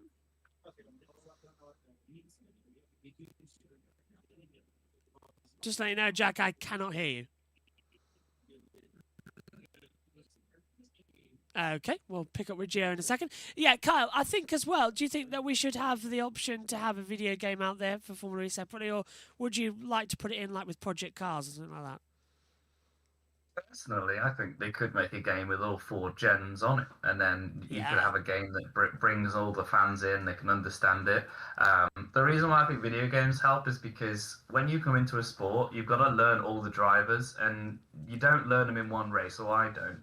So I learned by playing the games, by joining a team and then racing against like some of the rookies at the back of the field. And then as you climb up, you learn who the drivers are, and then you see them on the TV, and it really just helps bake them into your brain. That's how it did it for me. So, but I just think, when the Formula E race finishes, we then just have to wait for the next one. There's nothing else we can do to consume it. And I think the more you consume on a daily basis, the more you sort of build the love for the sport. So, out of interest, have you ever done the R Factor with the the Gen 2 and Gen 1 cars?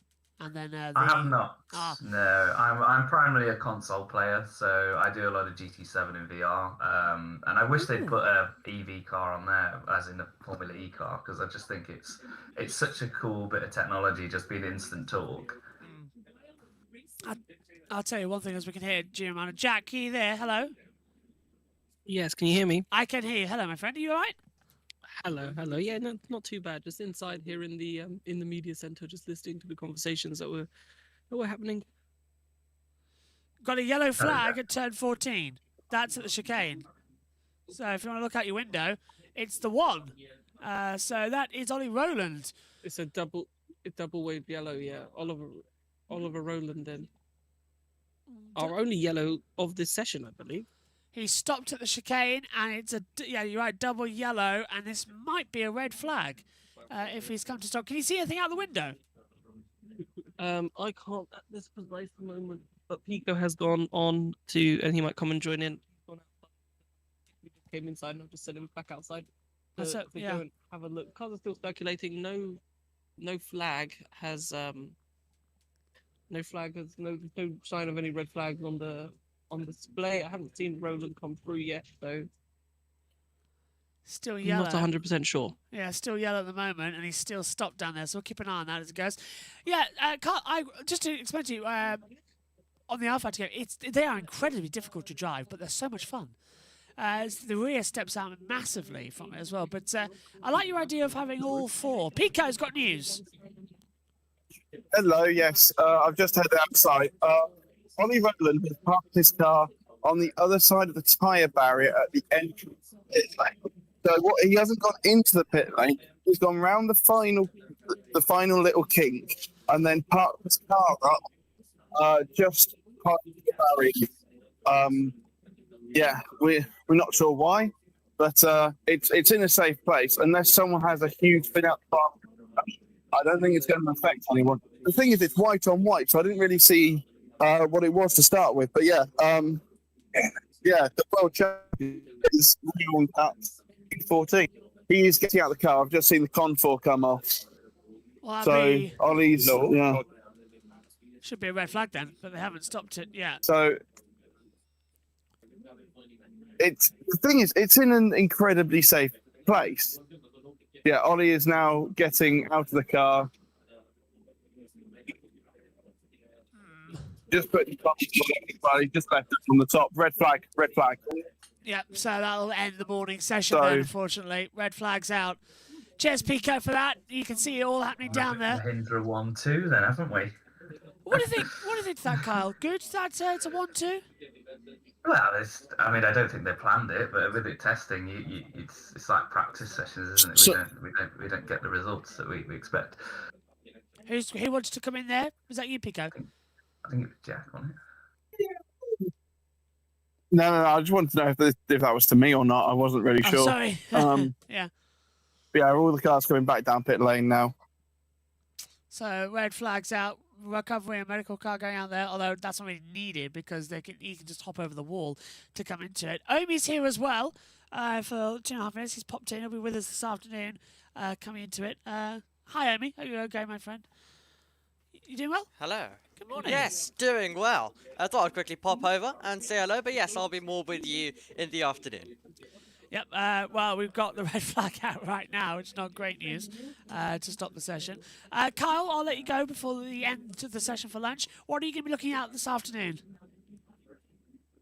Again, just seeing where people position themselves, hopefully no 2x2s, and we can start seeing if there's any representative times, but just to see, how well the rookies are bedding in, and then just seeing how DaCosta's going to be doing. That's what I'm going to be looking at, because go Jag. Go Jag. Thank you, Kyle. We'll see you this afternoon. Take care, my friend. See you soon. Giamano, what have you got for us? Not too much. I was just having a look. I was getting a bit scared because a few more people were showing us stopped on track, but it's just a timing glitch. It looks like at this precise moment as they all kind of just head to the track. But yeah, apart from the red flag, probably the best time for a red flag if you're Nissan, because the session's over. So it's like it doesn't really affect many things. It's just 1 or 2 extra laps that they've potentially missed out on. But Roland's done 42 laps in total, so he's got a good amount of running. The highest amount of running that I can see so far is number 53, maximum income laps. The maximum income has done 53 laps in this session. So on the contrary, let's go and find out who has done the least amount of session running, which isn't that bad. It's at 32, Jean-Eric Verne. So Jean-Eric Verne's only done 32 laps. But yeah, 52's quite a few on 52. Degrassi, NATO on 52. So a lot of running has been done. No one's really had any major issues in terms of a lack of running in this session. Everyone seems to got a good amount. As I said, our only stoppage was right now at the end of the session. So not a massive issue there at all. So as I think it's just Bill Cassidy that's out on the track now, and Marty's once they're in, that's it, session done. That's a shame that we won't get the full practice starts as well there. And Pico's watching. Pico, cars coming into the pits. What's the latest down there? Ollie Rowland has started walking down the track. He's now back in the pit lane. He's just going up to the FIA weighbridge. No, is he going there? No, he's just going to walk straight past. We will try and find out what the issue was that caused him to park up. But yeah, he's just coming underneath us now. And yeah, we'll probably have more information in the afternoon session. Thanks, Pico, for all your hard work this morning. Jack Giamano as well. You've got a press conference to get to in around about 45 minutes' time for the action as well. Red flag for Roland. A bit of a drama. Brings out the red flags. Little hiccup at the chicane. Out of the car, walking back to the garage, as the boys have said. Omi, this afternoon, though, we've got a simulation race coming through as well. Usually quite exciting when we get one of those. Yeah, absolutely. It's what we look forward to. It's what we look forward to. We have all of the testing, and then it all goes to that moment where we're looking forward to seeing how that will go. So looking forward to that later on as well, right at the end of the day. Should be quite a lot of fun. Should be quite a lot of fun as well. Okay, let's get final thoughts as well. Giamano, what have you made of this morning's session? A really just straightforward session, not too much. Mahindra being 1-2 is really good signs at the minute for them. They're doing really well. They were quick yesterday, quick today. Does that mean anything yet? Who knows? But the fact that they're on pace means it's very important. And just a final reminder as well, if you be here 2 o'clock, 1 o'clock UK time, 2 o'clock Central European time, simulation race will be getting on the way probably within the first 15 minutes of the session. So we might not have any running in the first 15, but we're thinking about it might be a 2:15 start. But be here for 2 o'clock, get all the build-up coverage, find out where everyone's starting the race, and we'll be here to live to commentate on it. That's going to be a lot of fun. Jack, thanks very much. Pico, what have you made of this morning's session? It's been a very, very mundane run-of-the-mill session. Nothing's really happened apart from Ollie right at the end. We'll have to see, and looking forward to the race this afternoon. Excellent fun. Thanks, guys, as well. We'll see you this afternoon. Mortara, De Vries, Dennis, Verline, Muller, Ticton, Barnard, Gunther, Buemi, Cassidy, the top 10, Maloney, Evans, DaCosta, Roland, Nato, Degrassi, Djokovic, Eriksson, Verne, and Marty. That's your 20 out there at the moment.